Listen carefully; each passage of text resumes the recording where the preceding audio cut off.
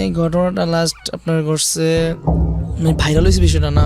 আমি যেটা জানতে চাচ্ছি যে ভাইরাল হওয়ার ঘটনাটা, ভাইরাল হওয়ার Viral হয়েছে পরবর্তী আপনার আমার মনে হয় এপ্রিলের দিকে ভাইরাল হয়েছে। তো যাই হোক, আজকের এই সিক্রেটস অন্যরকম একটা অনুভূতির মধ্য দিয়ে নিয়ে যাবে। অফকোর্স আমরা শুরু করছি আজকের সিক্রেটস, এবং শুরুতেই ব্যাকগ্রাউন্ডে থাকবো এনামুল রয়েছে আজকে সিক্রেটসে।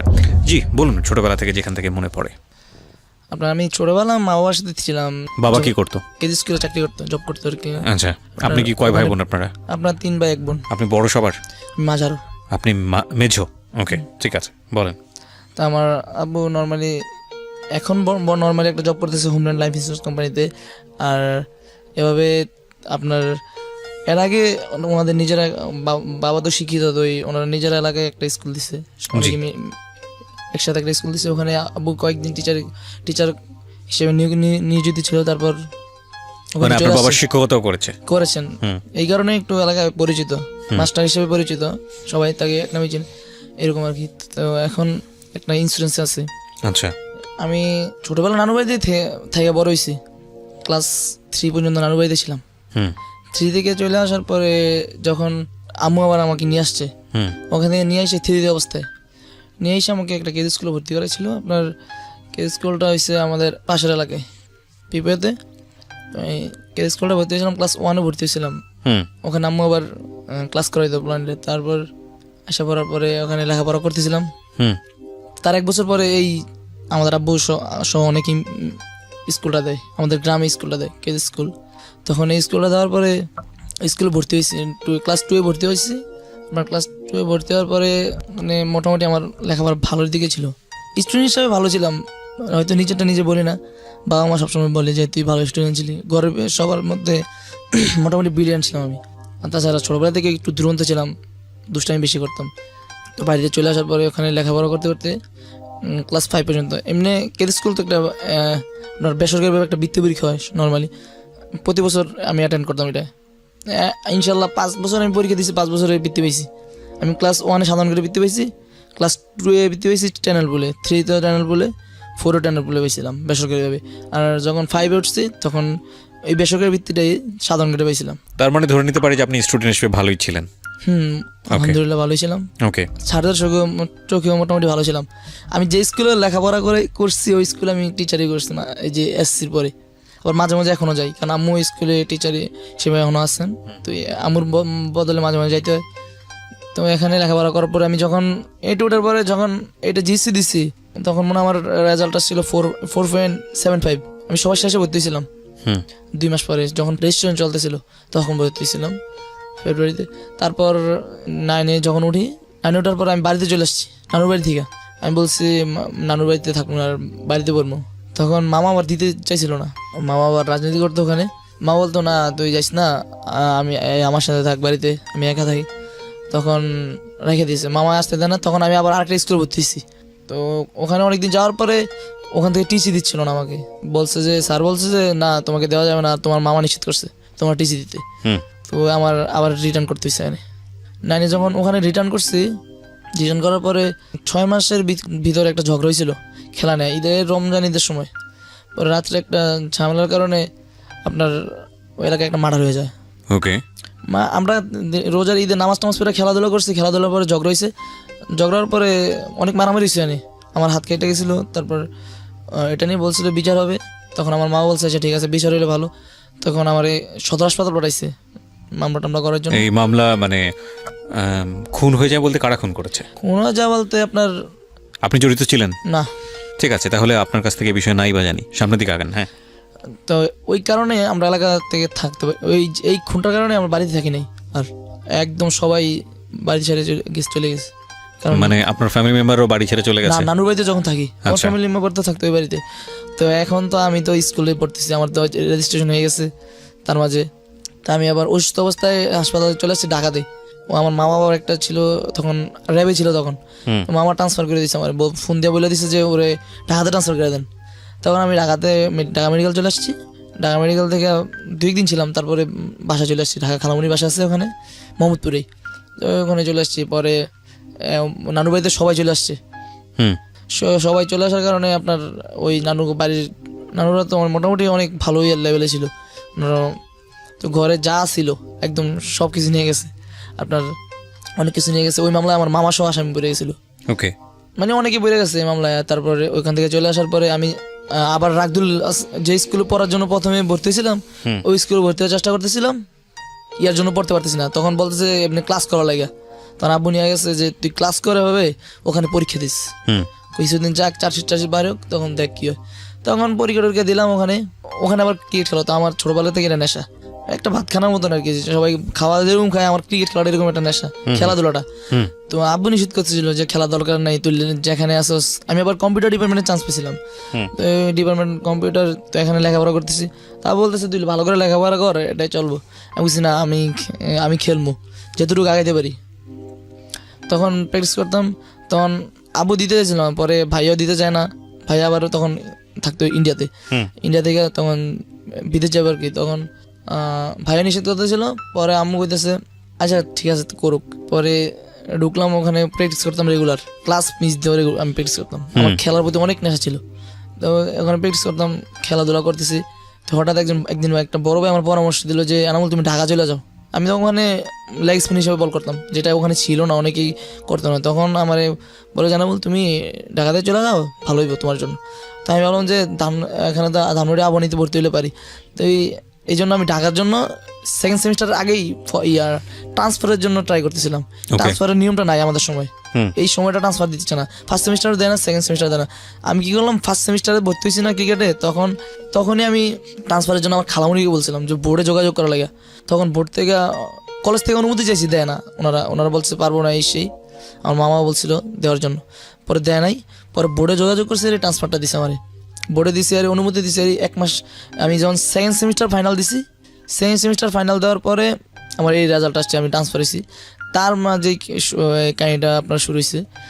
আমি যখন সেকেন্ড সেমিস্টার ফাইনাল দিই, আমার কিন্তু লক্ষ্য ক্রিকেটার, আমি ক্রিকেটারের জন্য আমি মানে ঢাকাতে আসতেছি, ট্রান্সফার, এছাড়া আমার কোনো উদ্দেশ্য নেই।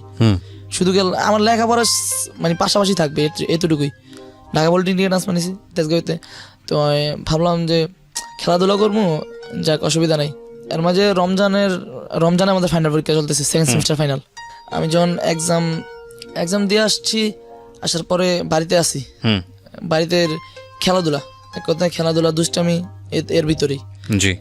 আপনার আমাদের দিকে একটা ব্রিজ আছে, ওইদিকে একদম রেগুলার গোসল করতে যাইতাম, লাফাইতাম, ব্রিজ থেকে লাফ দিতাম আমরা অনেকেই, যারা এই বয়সের যারা ছিলাম আমরা, গত বছর আর কি, আপনার ঈদের সময়, ঈদের পরেই। তার মাঝে আপনার আমি ট্রান্সফারের জন্য অনুমতি নিচ্ছি, এই জন্য ফেনী থেকে আমি একবার সবকিছু নিয়ে আসছি। আমার আব্বু থেকে আবার জোর করে টাকা নিয়ে আমি আবার ওই ব্যাট বল প্যাড হেলমেট সব কিছু কিনছিলাম। তো এগুলো নিয়ে একবার বাড়িতে চলে আসছি, ট্রান্সফার নেব। তার মাঝে আমার ট্রান্সফারের আসতেছে না, টেনশনে আসছিলাম। তার মাঝে আমার ফ্রেন্ড ছিল হাবিবুল্লাহ, তো ও আমার ছোটকালের ফ্রেন্ড, আমরা একসাথে লেখাপড়া করছি। তো ওদের বাড়িতে ছোটকাল থেকে রেগুলার যাওয়া আসা করতো। তার বড় ভাইয়ের সাথে আবার আমার ভাইয়ের ফ্রেন্ড ছিল, বন্ধুত্ব ছিল। তার মাঝে ভাবি একদিন আমার থেকে নাম্বারটা চাইলো। তাদের পাশের বাড়ি, তার মামি হয়। ভাবি বলতে আমার ভাবি হয়। আপনার সঙ্গে কি আগে পরিচয় ছিল? হ্যাঁ, আমাদের পাশের বাড়ি, মানে আগে দেখা সাক্ষাৎ হতো, পরিচিত, একদম ক্লোজড সম্পর্কে ভাবি হয়। সম্পর্কে ভাবি হয়, আর ওর মামি হয়, হাবিবুল্লাহর মামি। আর হাবিবুল্লাহর আপন মামি? হ্যাঁ, হাবিবুল্লাহর আপন মামি। তাদের ঘর তার মামির ঘর পাশাপাশি। তো আপনার নাম্বার চাইলো, এই ভাবি আপনার নাম্বার চাচ্ছে? এমনি ভাবির সাথে সবসময় কথা হইতো, দুষ্টামি করতাম নর্মালি, যেটা স্বাভাবিকভাবে হয়, দেওয়ার ভাবির সাথে এরকম কথাবার্তা এরকম। তো হঠাৎ একদিন আমার থেকে নাম্বার চাইলো, এভাবে হাবিবুল্লাহর বাড়িতে যাওয়া হইতো। তো হঠাৎ একদিন আমার থেকে নাম্বার চাইলো, তো আমি বললাম আচ্ছা ঠিক আছে দেন। তখন আমার নাম্বারটা দিচ্ছিলাম, দেওয়ার পরে আমি তখন বাড়িতেই, উনি আমার 1 সপ্তাহ পরে ফোন দিছিল। 1 সপ্তাহ পরে ফোন দেওয়ার পর আমার বলতেছে কে, আমি বলতেছি আনামুল্লাহ, আপনি কে? পরে বলতেছে বাড়ি কোথায়, আমার পরিচয় আমি একদম সব বলে দিছি ডিটেলস, কারণ আমি ওনার কণ্ঠটা চিনে ফেলছি, কিন্তু উনি ভাবতেছে আমি কিছুই চিনি না। তখন আমি বললাম যে তো আপনি কি লিখে ফোন দিচ্ছেন? বলতেছে শালিকা আমার একটা আত্মীয় আছে, হয়তো আপনার কাছে ফোনটাই চলে আসে। আমি ও আচ্ছা ঠিক আছে। পরে রাইখে দিছে ফোন, দুষ্টামি করার পরে। তাই আমি বললাম দুষ্টামি করে ফোন দিছে। পরে তাদের হাবিবুল্লাহর বাড়ি আর তার নাদুর বাড়ির পাশে মাঝখানে একটা মাঠ ছিল, এটা তাদের বাড়ি ছিল, তারা বাড়ি করবে এই জন্য ওখানে খেলা হইতো রেগুলার, আশেপাশে পানি ছিল এই জন্য ওই জায়গায় খেলা হইতো। এভাবে নর্মালি দুষ্টামি করতাম। এছাড়া আমি আর কোনোদিন ওনার দিকে খারাপ দৃষ্টিতে তাকাই নেই। খারাপ দৃষ্টি বলতে আমি শুধু ভাবতাম এতটুকুই, তার মাঝে যদি দু একটা কথা বলতো দুষ্টামি করতাম এতটুকুই, আর বেশি কিছু না। ওকে। তারপর উনি আমার থেকে আবার নাম্বারটা চাইছে আমার থেকে 1 সপ্তাহ পরে।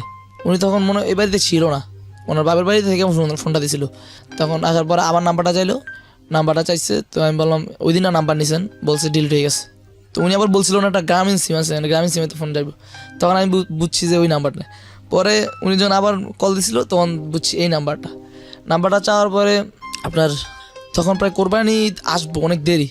তখন উনি আবার নাম্বারটা নেওয়ার পর আবার আমার ফোন দিয়েছিল, ফোন দিয়ে বলতেছে এটা আমার নাম্বার এই সেই। তখন তার সাথে টুকটাক কথা হইতো। তার মাঝে আবার আমার ট্রান্সফার অনুমতি হয়েছে। পোলান্ড ফোন দিয়ে বলতেছে যেন তো ট্রান্সফার হয়েছে, বোর্ডে নোটিশ হয়েছে। তা আমি তো জানতাম না বোর্ডে যে নোটিশ আসবে ওটা ট্রান্সফারের। তখন আমার মাথায় মনে হয় আকাশ ভেঙে বসছে, কারণ সময় ছিল না। কাগজপত্র নিয়ে ঢাকাতে জমা দেওয়ার সময় খুব কম ছিল। আমি তখন টিভি দেখতেছিলাম, তখন আমার একটা ফ্রেন্ড ফোন দিয়ে বলতেছে তো না ট্রান্সফার আসছে, তুই তো অনলাইনে আসিস না, এই জন্য তোর নক করতে পারি না। তখন আমি বললাম কি বলিস? হ্যাঁ পুরো ফেনী থেকে তোর নামটা শুধু আসছে। আমি বললাম ও তাইলে ঠিক আছে, কয় তুই কালকের ভিতরে চলে আয়, তো এর পরের দিন নিয়ে সব কিছু ঢাকাতে জমাই দিইব, ঢাকা বোর্ডে জমাই দিইব। তা আমি কী করলাম, আমারে নক করলাম, আমার ফোন দিলাম স্কুল থেকে আসার জন্য। আমার আবার ওই কেদি স্কুলের টিচার হিসেবে নিয়োজিত ছিলেন। ওকে। তো আমার ফোন দিয়েছি, আম্মা বলতে চাইছে ঠিক আছে আমি বাড়িতে আসার পরে আমি কি করলাম, আমি মনে হয় বিকালের দিকে রওনা দিছি। আম্মা আসার পরে রেডি হইয়া রওনা দিছি। তার আগে থেকে আমার তার সাথে কথা হইতো নর্মালি কথা হইতো, কিন্তু নর্মালি কথা বলতে তিনি আমার সাথে মেসেজ করতেন মাঝে মাঝে, অন্যরকম মেসেজ, আপনার যেটা বলে ওই সিম্পলি, যেটা আমি কখনো পাই নাই কারো কাছ থেকে এরকম মেসেজ। সিম্পল বলতে ধরেন আই লাভ ইউ, আপনি আপনার প্রপোজ করছি, এরকম কিছু। আপনার ভাবি তারপরে তোমার ভালো লাগে, তারপরে তো কোনো কিছুতে আবার সরি টরি এরকম মেসেজ। তো আপনাকে হঠাৎ এরকম করে মেসেজ পাঠালো, আপনি এত অল্প বয়সী, আপনার থেকে ওনার বয়সের ডিফারেন্স কত বছর ছিল? সঠিক বলতে পারবো না, তবে তার আইডি কার্ডটা এই বছর হয়েছে এটা বলতে পারবো। এখনো আইডি কার্ড হয় নাই মনে হয়। আপনার যে বয়সে ছোট ছিল? আমি বয়সে ছোট। আপনি বয়সে ছোট? আমি বয়সে তার থেকে আনুমানিক কয় বছরের ছোট?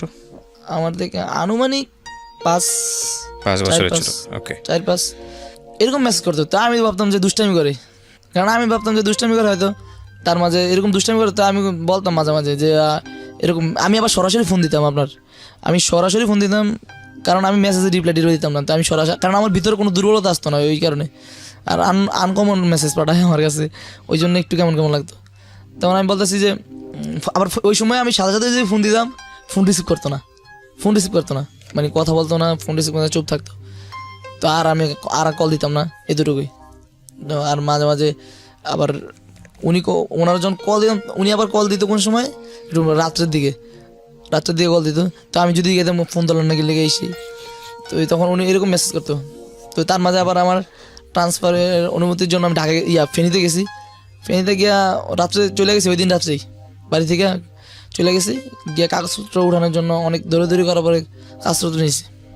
কাগজপত্র নেওয়ার পরে ওই সময় আমি আবার তার জিজ্ঞাসা করছিলাম যে আপনি আমার ওইরকম মেসেজ করেন কি লিখে, ফ্রেন্ড হিসেবে তো মেসেজ করা যায়। উনি আমার বলতেছে, আমি তাইলে ফ্রেন্ড ভাবেন আমার নাকি? তা আমি বলতেছি যে আমি তো কোনো সময় আমার ফ্রেন্ডের এরকম মেসেজ করি না, আমি আমার কোনো ফ্রেন্ডের এরকম মেসেজ করি না। তার মাঝে আবার তিনি আবার কোশ্চেন করছিলেন যে এরকম মেসেজ করলে কি হয়েছে, মেসেজ করা জানা? আমি কইছি ফ্রেন্ড হিসেবে তো করতে পারে। তখন আমি বললাম যে আমার তো অনেক ফ্রেন্ড আছে, হাবিবুল্লাহ আছে, আবু বকর আছে, আমি তো তাকে কোনো সময় মিসে করি নাই, আপনি আমার মিস করেন। তারপরে উনি কথা বলতো না তত একটা, সাথে করতো না। রাত্রে আবার ওই যে দেরি করে ফোন দিয়ে মাঝে মাঝে তখন জিজ্ঞাসা করলে এরকম ফ্রেন্ড হিসেবে করতে পারি, তখন আমি তো একটা রেসপন্স করি না এরকম। আমি ভাবতাম যে দুষ্টামি করে হয়তো থাক, ওনার কথাতে থাক। তার মাঝে যে আমি ফেনী গেছি, ফেনী থেকে ট্রান্সফার নিয়ে আসার পরে আমি হাবিবুল্লাহর সাথে ছিলাম তখন। তো এর মাঝে উনি 2-3 দিন আগে ফোন দিয়েছে। তার মাঝে আমি যখন হাবিবুল্লাহর বাসায় উঠছি তখন আর ফোন দেয় না, ফোন আসে না, আমার ভিতরে এত একটা আসে না। ওকে প্রিয় শ্রোতা, আমরা এই জায়গাটায় ছোট্ট একটা বিরতি নিয়ে আপনাদের অথরিটির সাথে যোগাযোগ করা যায়নি বলে আমরা রেডিওর মাধ্যমে আপনাদেরকে সতর্ক করছি। ওকে, আমরা যেখানে ছিলাম সেখানটাই আমরা যাই। তারপর এর মাঝে আমি আবার তার একটা ইমো আইডি খুলে দিয়েছিলাম তার মোবাইলে। কার মোবাইলে? ওনার মোবাইলেই।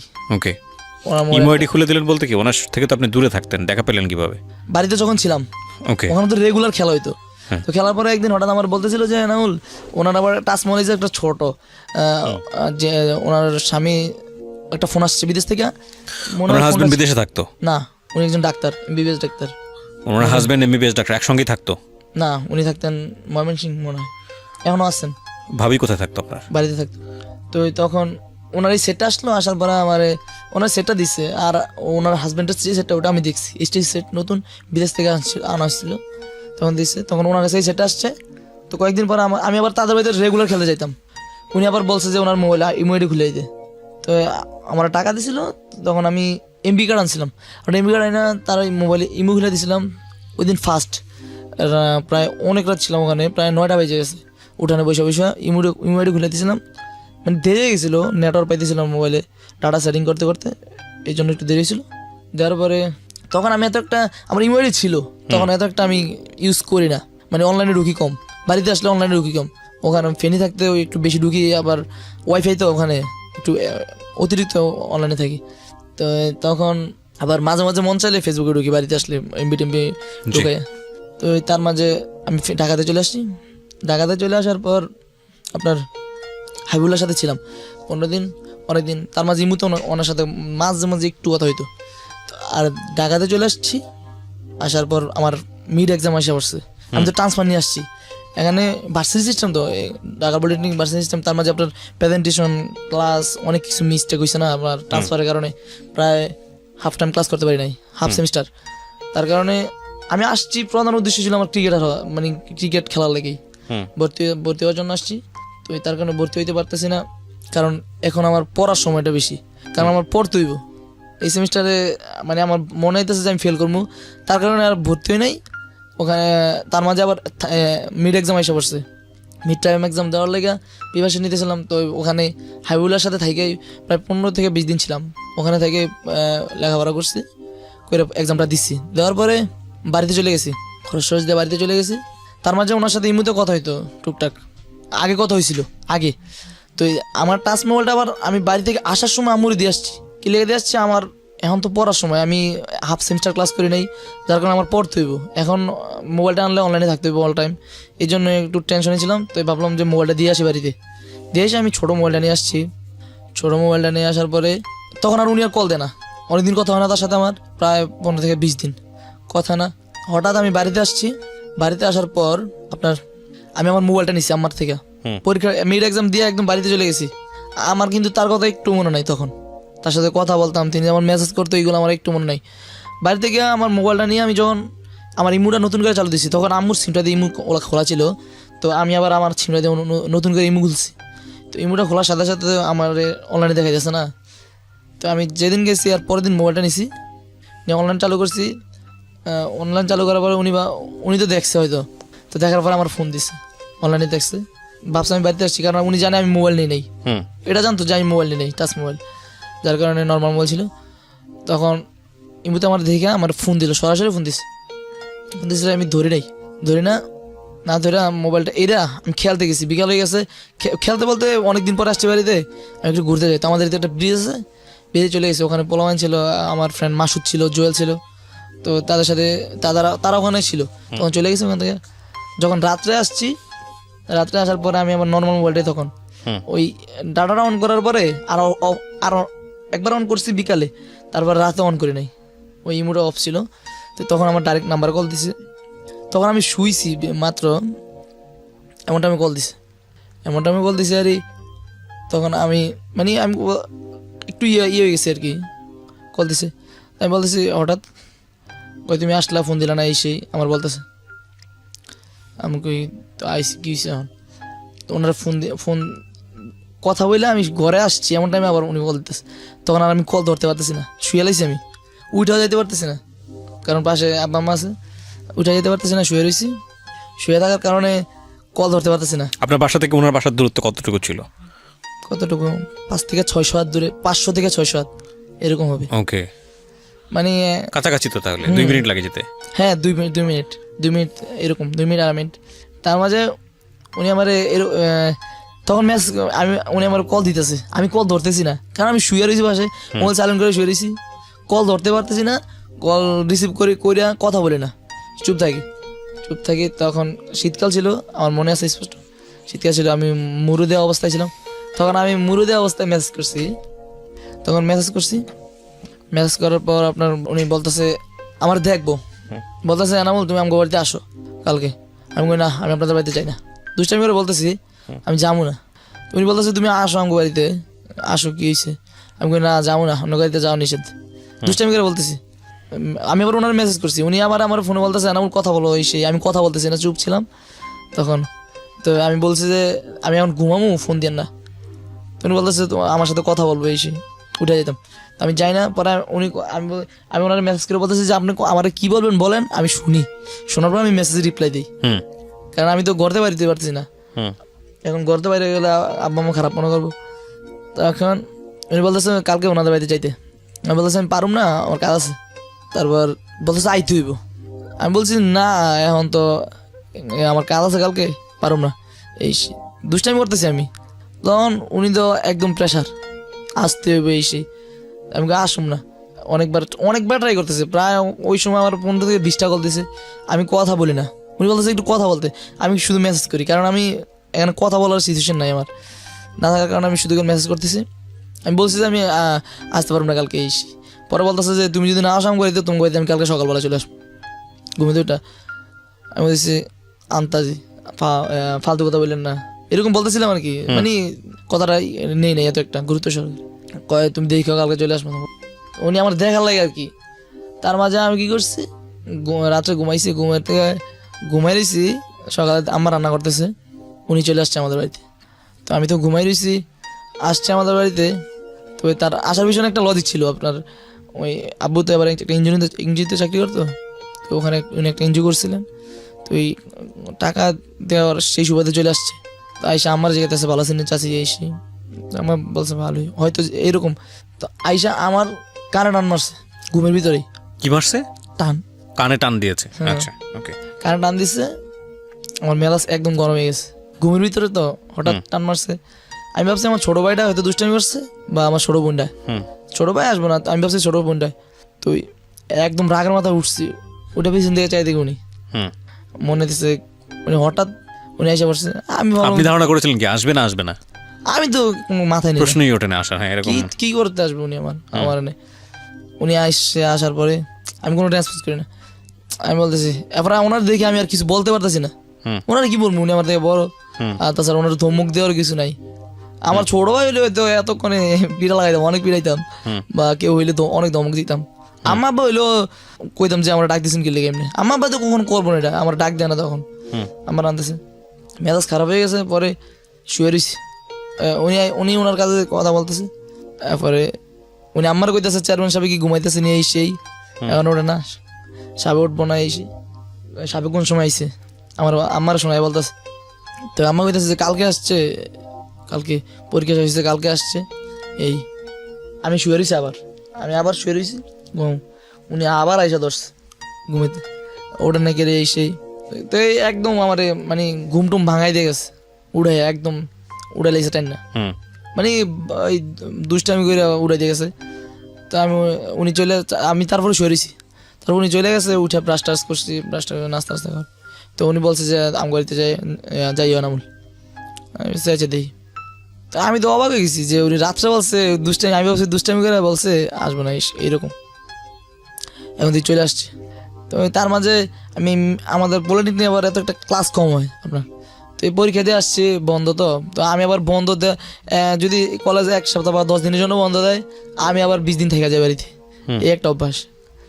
তা মানে অভ্যাসটা হয়েছে কি শুধু না যখন আমি হাই স্কুলে পড়ি এমন না, এই কলেজে যখন উঠছি তখন, কারণ আপনার ভার্সিটির মতো তো কলেজে তো একটা চলে ক্লাস হয় না, অফ থাকে এই আর কি।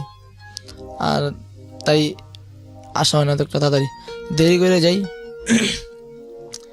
তার মাঝে সময়টা বাড়িতেই, তখন তার সাথে ইমুতে কথা হইতো।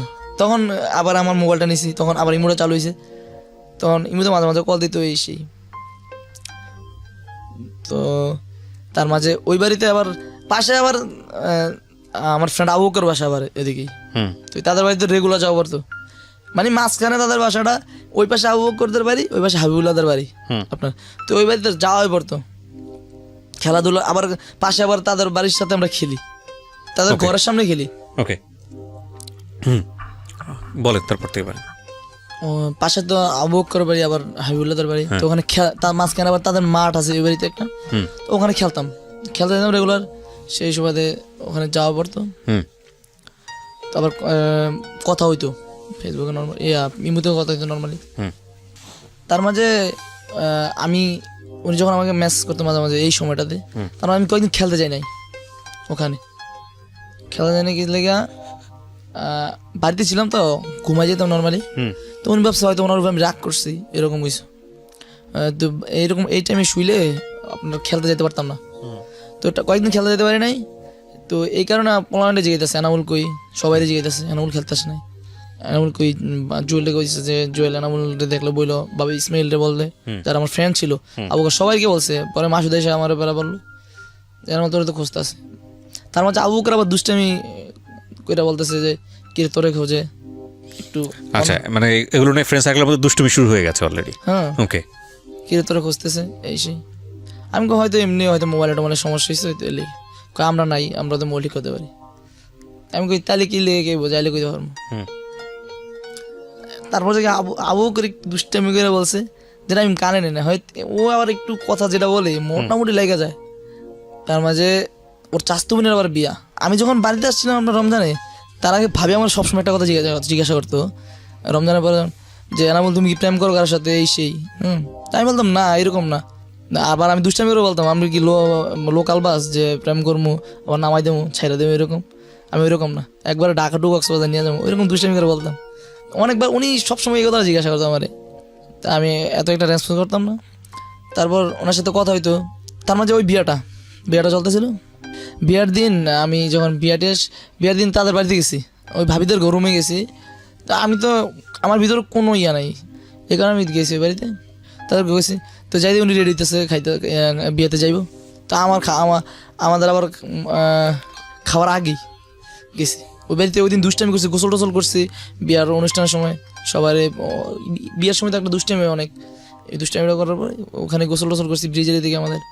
করার পরে গেছি রেডি হয়ে বিয়ে খেতে গেছি।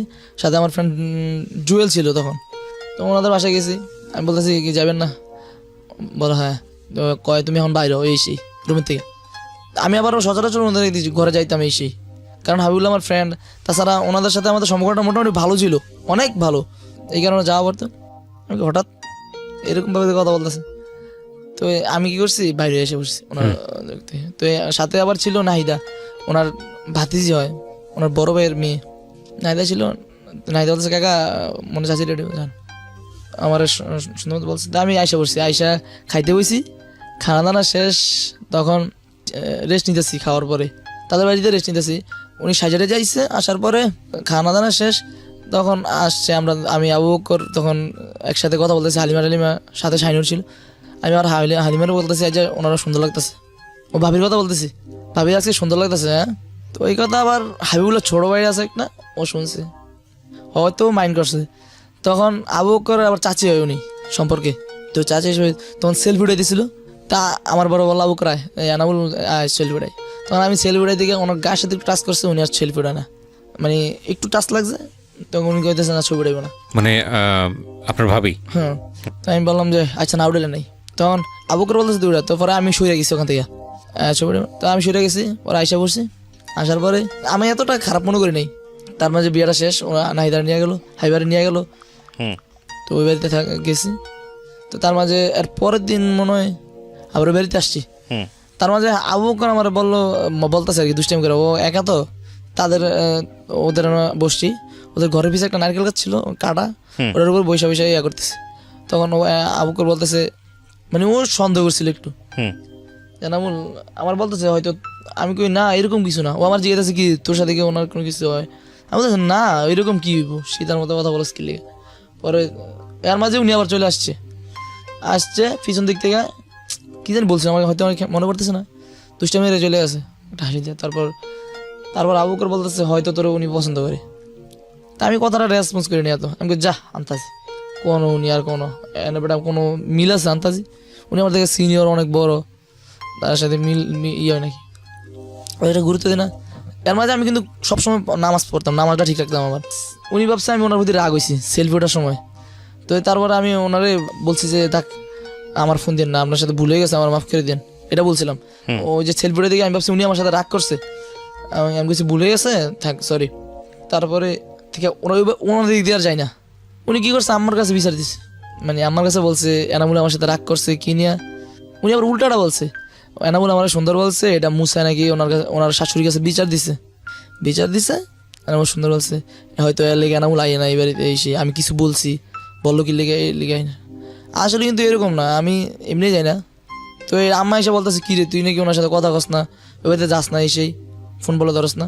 তার কয়েকদিন পরে আবার ওই যে মেয়েটার বিয়ে হয়েছে পরে আনতে যাবো, আমি ঘর থেকে আমি গেলাম, সাথে আবু বকর ছিল। ওই বাড়িতে যাওয়ার পরে একটু তাড়াতাড়ি রেডি হয়ে গেছি, তখন উনি আবার আম করে নিয়ে আসছে। তো এসে দুষ্টামি করতেছে, কয় এই শার্টটা ভালো লাগে না। আমি আবার সাদা শার্ট পরছিলাম, সাদা শার্ট পরে বিয়ে যেতেছি, কয় বিয়েতে আসছিলাম একটা অন্য কালারের শার্ট পরে, ওই মরিচা কালারের একটা শার্ট। তো ওইটা নাকি তার কাছে ভালো লাগতো এসে। তো আমি আপনার কাছে ভালো লাগে, আমার কাছে তো ভালো লাগতেছে না। তখন আমি সাদা শার্ট পরে আসছি, কয় এটাতে খারাপ দেওয়া যায় এসে, আমি কোনো অসুবিধা নেই, আমার কাছে ভালো লাগতেছে। পরে উনি ওখানেই ছিল অনেকক্ষণ, তার মাঝে সবাই রেডি হয়ে আসছে, আইসা ট্রলার দিয়ে যাইতেছি, আমাদের দিকে তখন পানি ছিল। ট্রলার দিয়ে আপনার বিয়েতে গেলাম, তারপর বিয়েতে গেলাম, খাওয়া দাওয়া করে আসছি বাড়িতে। তার মাঝে একদিন উনি একটা ফেসবুক আইডি খুলছে, ওনার একটা ইমো আইডিতে একটা আননোন নাম্বার জয়েন হয়েছে। তো ওনার ইমো আইডিটা আমি খুলে দিয়েছিলাম, জুনাইদ হাসান নামে। তারপরে উনি বলতেছে ইমো আইডিটা একটা নাম্বার ফোন দিছে, এই নাম্বারটা আমার বিরক্ত করতেছে। আমি বললাম আচ্ছা দেন। তার মাঝে উনি আমাকে অনেকবার অন্য টাইপের কথা বলতো, অন্যরকম। ওই যে আপনার যখন এই বিয়েটার পরে মানে ওই আগের মতো দুষ্টামি করতেছে, মেসেজ করে এসে। তো একদিন আমাদের বড় ভাই ছিল একজন মহসিন, উনি বিদেশ চলে গেছে, এখন বর্তমানে মালয়েশিয়া আছে। তো ওনার নিয়ে একদিন আমরা আয়োজন করছি, আমরা বিরিয়ানি পাক করবো, এই জন্য আয়োজন করছি। তখন মুরগি টুরগি কিনলাম। ওই বাড়িতে পাক করার পরে আমি কি করছি, ওই বাড়িতে একটা মেয়ে ছিল, যে বাড়িতে পাক করা হয়েছে ওই বাড়িতে একটা মেয়ে ছিল। তখন আমি তার কাছে কথা বলে দিছি, আমি বলছি একটা মহিলা এরকম এরকম আমার সাথে এরকম কথা বলে, আসলে কি উনি দুষ্টামি করে না সত্য। তো আমার বলতেছে, তা আমি আবার পরিচয় গোপন রাখছি। ও আবার ধরে ফেলছে যে এই মহিলাটা হইব। প্রিয় শ্রোতা, বিরতি নেব পর্যায়ে আরো একটি। আপনারা শুনছেন সিক্রেটস ঢাকা FM 90.4-এ। আমি আরজি কিবরি আপনার সঙ্গে। তারপর আমি আবার গোপন রেখে আমি বলছি এরকম উনি আমার এরকম পছন্দ করে, এই সেই উনি আমার নাকি মিস করে, এই সেই মেসেজ করে। তবে ও একবারে শিওর দিছে কয়টা সিরিয়াস। আমি বলি, না আমার কি দেখতে এত সুন্দর লাগে নাকি যে সবাই পছন্দ করবো এরকম। তারপর ওখান থেকে ওরা বলার পরে চলে আসছি। তারপরে হাবুল্লার সাথে তখন খেলতাম, তখন তার ইমুতে একটা আননোন নাম্বার আসছে। তার মাঝে ঈদ আসছে, ঈদের আগে কোরবানি টোরবানির জন্য সবাই প্রিপারেশন নিতেছে, তো গরুর বাজার। তার মাঝে সে একটা ফেসবুক আইডি খুলছে, মেঘলা আকাশ নামে একটা ফেসবুক আইডি খুলছে তার নাম্বার থেকে। তার নাম্বার ছিল লাস্টে 666। ওই আইডি থেকে নাম্বার খুলছে, কিন্তু নাম্বারটা অনলিমিট করা নাই। অনলিমিট করা না থাকার কারণে নাম্বারটা নিয়ে গেছে অনেকে। নিয়ে গিয়া কী করছে আপনার নাম্বারে ফোন দিতেছে। তা আমার আবার বলতেছে এইসব এই একটা ছেলে ডিস্টার্ব করে এসে। তখন হাবিবুল্লাহ আবার ফুটবল খেলতেছিল তখন মাঠে। তা আমি বিল্ডিংয়ে ঢুকে বারান্দার ভিতরে দাঁড়ায়, তো ওই ছেলের ফোনটা ধরছি। আমি ওই ছেলেটা আবার গালাগালি করছি। উনি বলছে ওনারা নাকি বিরক্ত করে উল্টাপাল্টা কথা বলে, গালাগালি করছি। আমি আবার বলছি মানে একটু নর্মালি, এত একটা বাজে বিপ করে নেই। তার বলার পরে বলতেছে, আমি বলতেছি আপনার ফোন দিয়ে না এসে, আমার বলতেছে তুই কে এসে। পরে আমি কী করছি, নাম্বারটা ব্লক করে দিছি ইমুতে। তো উনি এসে বলতেছে তুমি ওনার গালি গালাজ করছে গেলে। আপনি কি চিনেন নাকি? তাই এতক্ষণ আমার কাছে বিচার দিলেন কি লেগে এসে বলছে। আপনি আবার আমার বলতেছেন কি লেগে, বলতেছে আমার ফেসবুক আইডি থেকে এমনি নাম্বারটা নিছে। তারপর উনি আবার ওনার ফেসবুক আইডির নাম বলতেছেন আমার, উনি আবার ফেসবুক চালাতেছে, আমার আবার লুকায় লুকায় দেখে আমার ছবি ভালো লাগে এই সেই বলতেছে। আমি ফেসবুকে এরকমভাবে ছবি দিই এই সেই বলে। তার মাঝে আবু বকর নাকি আইডিটা খুলে দিছে, পরে শুনছি আর কি, ইদানিং শুনছি। তো উনি আইডি খুলছে কীভাবে এটা আমি জানি না। তারপরে ওনার আইডির নামটাও আমি জানতে অনেক কষ্ট হয়েছে। পরে নাম বলছে যে মেঘলা আকাশ। পরে ওনার থেকে ওই নাম্বারটা ফেসবুকে নিয়ে অনেক ইমুতে জয়েন হয়ে গেছে। পরে নাম্বারটা আমি কী করছি, ফেসবুক আইডিটা ডিএক্টিভ করে দিছি। ডিএক্টিভ করে দেওয়ার পরে তার এমনি নর্মালি তার এর মাঝে এরকম কোনো কিছু হয় না যে উনি আমার প্রপোজ যদি কইরেও থাকে, এর আগে অনেকবার প্রপোজ করছে আমারে, কিন্তু আমি কোনো রিপ্লাই দিই না, আমি গুরুত্ব দিই না কোনো। আমি জানি উনি দুষ্টামি করে এসে। তারপর হাইবুল্লাহ চলে গেছে বাড়ি থেকে ঈদের পর। তারপরে আমি চলে আসছি আবার ঢাকাতে আসার আগে ওনার সাথে যত কথা হয়েছে, কথা যেদিন চলে আসবো এদিকে একটু বেশি কথা হয়েছে ওনার সাথে সরাসরি। তো কথা বলার আগে কি ওই হাবিবুল্লাদের বাড়িতে গেছিলাম, হাবিবুল্লাহ ঢাকাতে থাকে, ওনাকে রান্না করে খাইবো নিজেই, রান্না করে খাইবো গেলে এখানে বুয়া বিল বেশি রাখে এই সেই, তারপর যারা খাইতে পারে না, না খেয়ে থাকা লাগে মাঝে মাঝে মেসের ভিতরে। তো ও বলতেছে আমি রান্না করে খামো দরকারে, আর বুয়া আসে না মিস্টেক করে। তাই আমি বলতেছি আচ্ছা ঠিক আছে অসুবিধা নেই, তোর লাগে এক ডিশ নিয়ে যেতেছে। তার মাঝে আমি কি করছি, তার লাগে এক ডিশ আপনার হাঁড়ি বাতিল নিছি। হাঁড়ি বাতিল নেওয়ার পরে ওর মার থেকে নিছি, হাঁড়ি বাতিল নেওয়ার পরে হাঁড়ি বাতিল নিয়ে আসছি। এলেটগঞ্জ আসার পরে রাত হয়ে গেছে, তো পরে ওই নানুদের নানুর সাথে দেখা করতে কি জন্য জানি দেখা করতে বলছিল। হাঁড়ি বাতিল নিয়ে যখন ও বেশ আসছি, তখন আমি হাঁড়ি বাতিল রাইখা যাইতে চাইছিলাম, আমার নানু আবার দিতেছে না, কেন বলছি থাক, একদম যাইতে দিতেছে না। তো ওখানে একটা বাগনি ছিল আমার, নাম ছিল স্মৃতি। তো ও বলতেছে মামা থাকেন, ও তো একদম না মামা থাকতে হইবে আজকে এই সেই। ও আবার খুব প্রেশারে ছিল, ও একটা রিলেশন করছিল যার কারণে সমস্যা হয়েছিল, ও অনেক প্রেশারে ছিল। তখন বলতেছে মামা থাকেন এই সেই। আমি বলতেছি আচ্ছা ঠিক আছে অসুবিধা নাই, আমি থাকতে চাই নাই। তারপরে আমি জোর করে রেখে দিয়েছি রয়েছি। তারপর ওই দিন আবার উনি আবার ম্যাচ কল দিছে, তো কল দিছে, তো রাত্রে কল দিছে, কথা বলছি। তো আবার স্মৃতি বলতেছে কে মামা, আমি বলছি ভাবি অন্য ওই যে পাশের বাড়ির, আমাদের এদিকে একটা প্রজেক্ট আছে, প্রজেক্টের ব্যাপারে বাড়ি। বলছে ও তো এইভাবে কথা বলে, আমি কই হ্যাঁ এইভাবে কথা বলে। তারপরে উনি আবার ওই যে অন্যরকম ম্যাচ মানে কথা অন্যরকমভাবে কথা বলে, এটি বলছি। কয় আমি কি এমনি দুষ্টামি করে আর কি, এছাড়া আর কিছু না। না মামা দুষ্টামি না এসেই। ও আবার বলতেছে না মামা দুষ্টামি না, আমার সত্যই দাঁড়ি। আমি আরে যা আন্তাজি, উনি এমনি কথা বলে, আবার ও ঠিক হয়ে যাবো। তো আমি এরপর দিন ঢাকা চলে গেছি ওর সাথে বলে, এমনি বলে ঢাকা চলে যাওয়ার পরে আমি ঢাকা এসে আমার খালতো ভাইয়ের সাথে রইলাম, ওর সাথে রইলাম। আর আমার তোষক নিয়েছিলাম বাড়ি থেকে, ওই তোষকটা আবার খালামুনির বাসা রাইখা ওর সাথে চলে গেছি। তো ওখানে থাকতাম, থাকার পরে ওখানে থাকার যাওয়া, তার মাঝে আবার ক্লাস রেগুলার করতে হইতেছে আমার, কারণ আমার থার্ড সেমিস্টার পরীক্ষা ফাইনাল চলে আসতেছে। তার কারণে আমার রেগুলার ক্লাস করতে হইব, কারণ আমি অনেক হাফ সেমিস্টার ক্লাস করি নাই, প্রায় অর্ধেক ক্লাস করি নাই। তো এখন ক্লাস ধরে রেগুলার করতেছি। তো আমি ওনারা তত একটা কল দিতাম না আপনার, বেশিরভাগ সময় উনি ইমুতে কল দিত, আমারে ইমুতে কল দিত, কারণ আমি সবসময় ওয়াইফাই ইউজ করতাম। তো একদিন হঠাৎ আমার বলতেছে এনামুল তোমার তো ভালো লাগে সেই, আমি তো তোমার পছন্দ করি এসে। তো আমি বলতেছি কবে থেকে আপনি আমার পছন্দ করেন এই সেই। উনি সিরিয়াস মোডে বলতেছে আমার ওই যে তোমার মনে আছে একদিন আমরা বৃষ্টিতে ভিজতে আইছিলাম। তা আমি তো পুরো অবাক হয়ে গেছি, কোন দিন বৃষ্টিতে ভিজতে আসছি, মানে একদম প্রথমে। তার সাথে তখন আমার কথা হইতো না। আমি একদিন চুল কাটার জন্য শাসার বাজার গেছিলাম, কচুয়াতে সাইকেল দিয়ে গেছিলাম। ওখান থেকে আসার সময় আমার সাথে ইসমাইল আসছিল, ওর কলেজ আবার শাসার। তো ওখান থেকে আসার সময় ওনার বাচ্চারা ছিল সাথে, আর উনি তো বৃষ্টি শুরু হয়েছে, আর আমরা হাঁটতে আসতেছিলাম ওনার দিকে।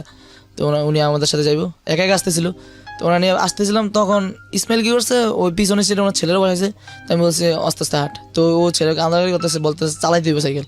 তো সাইকেল নিয়ে ও আগে চলে গেছে। যাই হোক ঠিক আছে, বৃষ্টির মধ্যে এসছেন একবার। হ্যাঁ হ্যাঁ, এই বৃষ্টির মধ্যে অন্য ওই দিন আমার প্রেমে বেড়ে গেছে। হ্যাঁ, তো ওই দিন হাঁটতে হাঁটতে আসছিলাম, তার সাথে কথাবার্তা বলতে।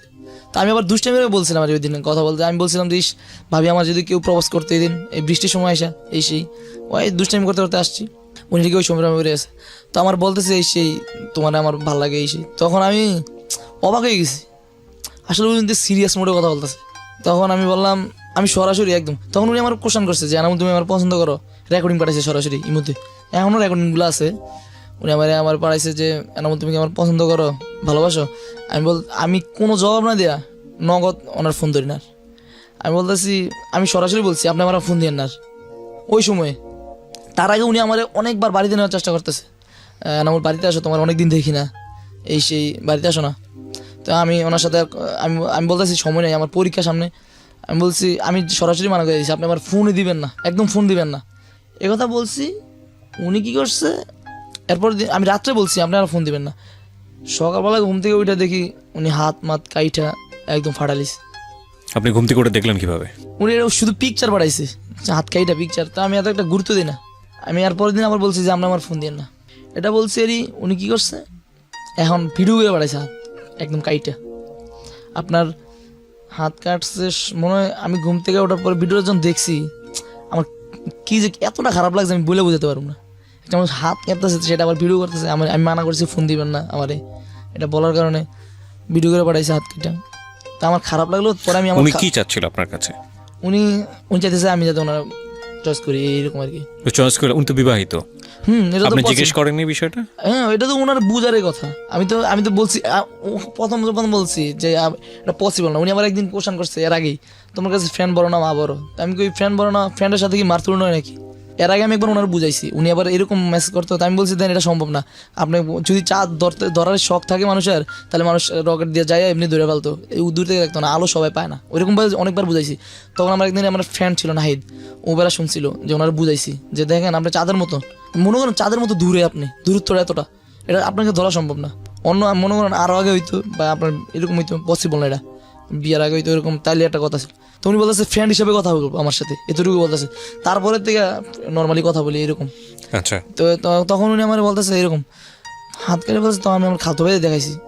ও বলতেছে, ওরা আবার জিজ্ঞাসা করছি এটা কি পসিবল? হইলে হইতে পারে, তবে এরকম হয়তো অন্য কারণে বা এরকম। পরে উনি বলতেছে, আমি বলছি হাত কাটছেন কি লেগে? পরে উনি বলতেছে এই কারণে, আমি ফোন দিতে মানা করছি এই কারণে। আমি তো পুরো ভয় পেয়ে গেছি, মানে এখন যদি উনি মরেও যায় নাম পড়বো আমার, আমি যা দেখতেছি এমন ভয় পেয়ে গেছি। তা এখন ভয় তো আমার কেমন জানি লাগতেছে, বুঝতে পারো না। পরে আমি এরকম পাগলামি করেন না, সেই এইসব করেন না। পরে তো উনি বলতেছে তাহলে তুমি আমার মানা করছো গেলে ফোন দিতে, ফোন না দিতে। পরে আমি বলছি এই কারণে তোরা, তারপরে আমি তারপরে স্ট্রং, আমি তারপরে স্ট্রং ছিলাম। আমি বলছি যে হ্যাঁ ফোন দিয়ে না। আমার ভিতরে কিছুটা খারাপ লাগছিল, ওনার ওই ভিডিওটা দেখে কিছুটা খারাপ লাগছে। যখন উনি হাত কেটে বলতেছে যে এই দেখো আমার বলতেছে, আমার কিছুটা খারাপ লাগছিল। তখন আমি মানে নিতে পারছি না এই জিনিসটা। পরে তো এত একটা চাপ দিই না, তারপরেও আমি রেগুলার ওনার বলতেছি আপনি আমার ফোন দিন না। কারণ আমি ওনার সাথে কথা বলতে বলতে আমি জানি একটা সময় ওনার প্রতি আমিও কিছুটা হয়ে যাবো, আমি এটা বুঝতাম সবসময়। তো এই কারণে আমি বলতেছি যে আপনি আমার ফোন দেন না। আর উনি যখন আমার ফার্স্ট কথা বলছে, যখন আমার ওইরকম মেসেজ করতো, তখন আমি বলছি দেন আমার সাথে এরকম মেসেজ করেন না, কারণ ওইরকম মেসেজ মানে আমি নিতে, মানে এটা আমার সাথে মানা না এক কথায়। তারপরে ওনার মানা করতেছি ফোন দেওয়ার জন্য। উনি বলতেছে কথা না বললে ওনার ভালো লাগে না, এই সেই ভাল লাগে না। তার মাঝে আবার উনি ওষুধ খেয়ে ফেলে, এমনি উনি রেগুলার ওষুধ খেত।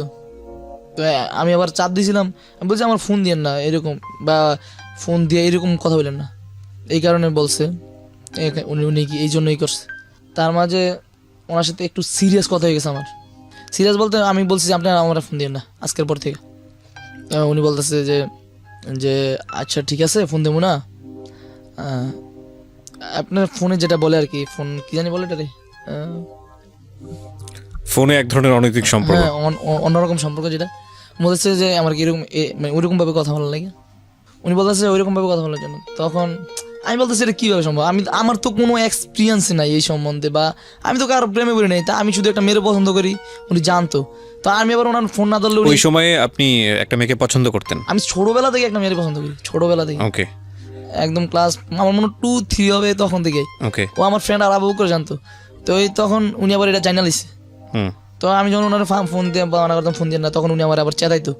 তো আমি আবার এটা নিতে পারতাম না, কারণ আমি ওই মেয়েটারে প্রপোজ করি নাই, আমাদের পারিপাশে ওরা পছন্দ করতাম। তো উনি এটা জান মানে বলতেছে হ্যাঁ এখন তো হেপি ফোন দেয়, ওই মেয়েটা ফোন দেয় এই সেই, তুমি এখন আমার ফোন আমার সাথে কথা বলো না। তো ওনার সাথে এরকমভাবে কথা আমি বলতে পারতেছি না, কিন্তু উনি মোটামুটি আগায় নিয়ে গেছে কথাটা। প্রায় ওই সময় রাতে 2টা থেকে 3টা বাজে। তো এদের মাঝে অন্যরকম কথা বলছে, আমার খুব খারাপ লাগছে ওই কথাটা। আমি নিতে পারতেছি না কথাগুলো, ওইরকমভাবে নিতে পারতেছি না, আমার অনেক খারাপ লাগছিল ওই সময়টা। যেটা মানে আমি কখনো এরকম সিচুয়েশনের সম্মুখীন হই নাই, এই কারণে নিতে পারতেছি না। পর রাত্রে আমি ঘুমাইতে পারি নাই, আমার খুব খারাপ লাগছে, নিতে পারি নাই। পরে সকাল হয়েছে, আমি ফজর নামাজ পড়তে গেছি, নামাজ টামাজ পড়ে আসছি। তারপরে আমার ওই জিনিসটা মনে পড়তেছে, ওই কথাগুলা, না এটা আমি লাইফে কখনোই শুনে নাই, মানে ভাবেই নাই শুনবো কোথা থেকে, যে কথাগুলো আমি কখনো শুনি না, এই কথাগুলো আমার সামনে চলে আসছে। তখন একটু খারাপ লাগতেছিল। তার মাঝে উনি বলতেছে যে দেখো আমার তোমার সাথে কথা না বলে আমার ভাল লাগে না, এক কথায়। আমি ওনার মানা করতেছি, দেখেন আপনি আমার প্রপোজ করছেন, আমি তো বুঝতেছি যে উনি আমার প্রপোজ করছে, হয়তো একটা সময় আমি তারপরে আমি বলে যেতে পারি, আমি এটা ভাবতেছি।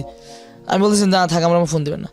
তার মাঝে কি হইলো, একদিন সেপ্টেম্বর মাসে, তখন এটা সেপ্টেম্বর এরকম হবে, ওনার মোবাইলটা নাই। উনি আমি ওনার আমি আইসা কখনো কল দিই নাই। আমি যদি কলেজ থেকে এসে ডাটা ওয়াইফাই অন করতাম, তখন দেখতাম সিরিয়ালে অনেকগুলো কল আইসা পড়ছে বা মেসেজ আইসা পড়ছে, ইমুতে মাঝে মাঝে লাইন না থাকলেও লাইন দেখায় এরকম, এই কারণে উনি মেসেজ করে রাখতো, ওটি চলে আসতো। মেসেজগুলো এখনও আছে আমার কাছে, সবগুলো মেসেজ একদম ওই সময় থেকে এই পর্যন্ত যত মেসেজ ছিল ফেব্রুয়ারি পর্যন্ত, এখনও সব রেকর্ডিং শো আমার কাছে এখনও এগুলো আছে। উনি যে আমার জিজ্ঞাসা করছে অনেক কথা, তো আমি একদিন ওনার রেকর্ড করে পাঠাইছি, আপনি আর আমার ফোন দিবেন না, ওই কথাগুলো আমার কাছে আছে, মেসেজগুলো এখনও আছে যে আপনি আমার ফোন দিবেন না, এগুলো বইলা পাঠাইছি ওনারে। ফোনে তো বলছি এবার বলছি, উনি বলতেছে এরকম না। পরে হঠাৎ ওনার ফোনে উনি আর ফোন দেয় না, হঠাৎ সময়টা আমার তারিখটা মনে আসতেছে না, সম্ভবত 8 তারিখ হবে বা 6-7 তারিখ এরকম কাছাকাছি হবে, এই যে কোনো মাস্টার। তা আমি ফোন দেয় না, তাই আমি ভাবলাম যাক তাইলে মনে হয় উনি মানছে, বিষয়টা মানছে। ওনারা তখন ওইরকমভাবে ইয়া করে দিছি যে উনি তো বুঝার বিষয়, কারণ ওনার হাজব্যান্ড আছে, স্বামী আছে। তারপর আর কথা হয় না, কয়েকদিন লাইনে আসে না উনি এক কথায়, আর আমিও লাইন কল দিই না, ওনার কোনো কল দিই না, লাইনে আসে না। হঠাৎ প্রায় 1 সপ্তাহ পরে এই আইডিটা লাইনে আসছে ইমুতে আসার পরে আমি ভয় পেয়ে গেছি। ইমুতে আসার পরে শুধু সিন হয়েছে আমার এই ইয়াটা, আমার আইডিটা সিন করছে কেউ, এরকম বুঝলাম। তখন আমি ভয় পেয়ে আমি বলতেছি হয়তো এই কেউ সিন করছে, অন্য কেউ। তার মাঝে ওনার বড় ভাই, ওনার ভাবি, মানে যে বড় ভাই ছিল আমার, ওনার বড় ভাই, ওনার ভাবির নাম্বারটা আবার আমার কাছে ছিল। আমি বললাম যে ভালো আছেন, এই সেই কথার মিসখানে জিজ্ঞাসা করছি, ওর জিজ্ঞাসা করছি যে কি মোবাইল চালায় না, টাচ মোবাইল? কয় হ্যাঁ চালায়, তো মোবাইলটা নিয়ে গেছে, এরকম বলতেছে। কে নিয়ে গেছে? ওর হাজব্যান্ড নিয়ে গেছে। তখন আমি এমন ভয় পাইছি, মানে বইলে বোঝাতে পারব না। কোথায় নিয়েছে? উনি আমার বলছে যে নিয়ে গেছে, ওনার বড় ভাইয়ের ওয়াইফ বলতেছে নিয়ে গেছে। তাই আমি বললাম, তো সাথে আমি ব্লক করে দিছি ওই নাম্বারটা ব্লক করে দিয়েছি, দিয়া আর খুলি না। আমার মনে হয় প্রায় 2 মাস হবে কথা বলি না কোনো, এই কথা না, ইমুতে কোনো কথা হয় না তার ইমুতে, কারণ ওই মোবাইলটা তার বোনের বাড়ির পাশে ছিল, তার বোনের বাড়ির পাশে থাকার কারণে মোবাইলটা নিয়ে তার বোনের বাসাতে দিয়ে আসছে ওই মোবাইলটা। তো তখন উনি আমার একটা নাম্বার থেকে ফোন দিছে, ওনার 707, সেই নাম্বারটা থেকে উনি আমার ফার্স্ট ফোন দিছিল, দুষ্টামি করছিল ফোন দিয়া, অপরিচিত নামে। তো ওই ফোন দিছে, তখন আমি নাম্বারটা চিনে বলছি, নাম্বারটা উনি আমাদের 7 থেকে 8টা ফোন দিছে। তখন আমি হেলো বলে কাইটা দিছি, আমি ওনার কণ্ঠটা শুনছিলাম স্পষ্টভাবে, আমি ইচ্ছা করে বারবার নাম্বারটা কাইটা দিছি, মানে আমি ওনার সাথে কথা বলতে চাই না, এই হিসাবে নাম্বারটা কাইটা দিছি। নাম্বারটা কাটার পরে উনি আর আমার 8টা-9টা কল দেওয়ার পরে আর কল দেয় না। আবার প্রায় কিছুদিন পরে ওনার শাশুড়ির ইমো আইডি আসছিল একটা, ওনার শাশুড়ির ইমো আইডি থেকে আমার নক করছে। তো ওনার শাশুড়ির ইমো আইডিটার নাম ছিল আয়েশা বেগম না কি জানি ছিল আইডিটার নাম। তো ইমো আইডি থেকে আমার নক করছে, আর উনি আমার বলতেছে কেমন আছেন, এই সেই মেসেজ করছে। তাই আমি বলতেছি ভালো, কে আপনি? তখন উনি ওনার বাচ্চার ছবিটা দিছে, আমি বলছি ও। তখন আমি বললাম হ্যাঁ ভালো আছি, এই সেই। তখন প্রায় রাত 10টা বাজে, 10:30 বাজে। তো আমার আবার খিদা লাগছে, তো আমি আবার এক আন্টির বাসায় খাইতাম। তো ওই আন্টির বাসায় আমি বলছি আমি খাইতে যাই, এই তো উনি বলছে কেমন আছে, এই সেই। আমি বলছি ভালো এরকম বলার পরে আমি বলছি আমি খাইতে যাই, এইটুকুই। তো উনি আবার আমার বলতেছে খাইয়া এসে আমার একটু ফোন দিও, এই সেই। আমি বলছি আচ্ছা খাইয়া এসে যদি টাইম পাই তাহলে ফোন দেবো, অসুবিধা নাই। আর আপনি আমার এই নাম্বারটা এখান থেকে ব্লক মারার পাশাপাশি ডিলিট করে দিবেন, এটা বলছি। উনি বলছে আচ্ছা ঠিক আছে, নাম্বারটা এর অসুবিধা নেই। তো আমি ভাবছি যে উনি পারবো না, আমি বলতেছি দেন আপনি নাম্বারটা সেভ করছেন মনে হয়, আগে প্রথমে সেভের থেকে যাবেন, সেভ নাম্বারটা ডিলিট করবেন, আপনি এই নাম্বারটা ব্লক মারে ডিলিট করে দিবেন। তখন ডিলিট করে দিচ্ছে। তারপর থেকে তার সাথে আমার কোনো যোগাযোগ নাই। তার মাঝে আমার সামনে পরীক্ষা, এর মাঝে উনি আমার অনেকবার বাড়িতে যেতে বলছে, এর আগে অনেকবার। ওই যখন উনি আমার একদম সিরিয়াস বলছিল যাইতে বলছে, ওনার একটা ইচ্ছা ছিল এই জন্য বলছিল যে ওনার এক পাতে টিপ গিফট করার লেগে, টিপ। তার মাঝে একটা টিপ আমি পরাই দেওয়ার জন্য বলছে। আমি বলছি এটা আমার দেওয়া সম্ভব না, আমি আপনার টিপ পরাইতে পারবো না, আর ওই সময় আমি ঠিক থাকতে পারবো না টিপ পরাই দিতে যদি। আর তখন বলতে চাইছে ঠিক আছে। তার মাঝে ওনার সাথে শেষ যেদিন আমার কথা হইতেছিল, যে ওই অন্যরকমভাবে কথা হয়েছিল রাতে 2টা পর্যন্ত, উনি বলছে যে কালকে তো শাড়ি পরবো সেই। তো আমি বলছি আচ্ছা ঠিক আছে, শাড়ি পরে ছবি টবি পারলে পাঠায়। উনি আমার বলছিল যে তোমার কোনো ইচ্ছা আছে এরকম? আমি আপনার শাড়ি পরা অবস্থায় কি মন দেখতে মানায়, একটু ছবিটা পাঠায়। আমি ওনার বলছি হ্যাঁ, উনি সিরিয়াস একদম। এরপরের দিন ছবি টবি পাঠাই দিছে, মানে ওই আপনার যেদিন অনেক রাত কথা বলছিলাম অন্যরকমভাবে কথা বলছি, এরপর দিন ছবি পাঠাইছে। পরে ওই ছবিগুলো এখনও আছে আমার মহিলা শাড়ি পরা, লাল শাড়ি পরা। তারপরে এই 2 মাসের ভিতরে শেষ, তো তারপর এটাও ছিল, এটা এই সময়টা ছিল তখন ওই যে ওনার সাথে একটু অন্যরকমভাবে কথা বলছিলাম, তখন আমার ওই সময়টা আমার মানে বারবার ওই দিন এর পরের দিন অনেক মনে পড়তেছিল, কি সময় গেল রাত্রে এরকম ভাবতেছিলাম। পরে ক্লাস করছি, 2 দিন পর আবার ঠিক হয়ে গেছে। পরে 2 মাসের ভিতরে তো তার সাথে শুধু 2বার যোগাযোগ হয়েছে, আমি আমার শাশুড়ির মোবাইলটা দিয়ে লাস্টে। তারপর আমার এক্সাম শুরু হয়েছে ডিসেম্বরের 6 তারিখে, তেমন আমার এক্সাম শুরু হয়েছে। আমার সাবজেক্ট ছিল, তার মাঝে আমার একটা এক্সাম ছিল 20 তারিখে ডিসেম্বরের, 20 তারিখে একটা এক্সাম ছিল, আর শেষের এক্সামটা ছিল জানুয়ারির 4 তারিখ, 18 জানুয়ারির 4 তারিখ। তো আমি কি করছি, ওনার সাথে তো কোনো কথাই নাই আমার, আর আমার ওনার কথা একটু খেয়ালও নাই এখন আর, কারণ ওনার ব্লক লিস্টে ভালো শেষ, আমি আমার মতো করে লেখাপড়া করতেছি। তার মাঝে উনি আমার 2 দিন নক করছে, আমি ওনার মতো আমার মতো করে কাইটে গেছি।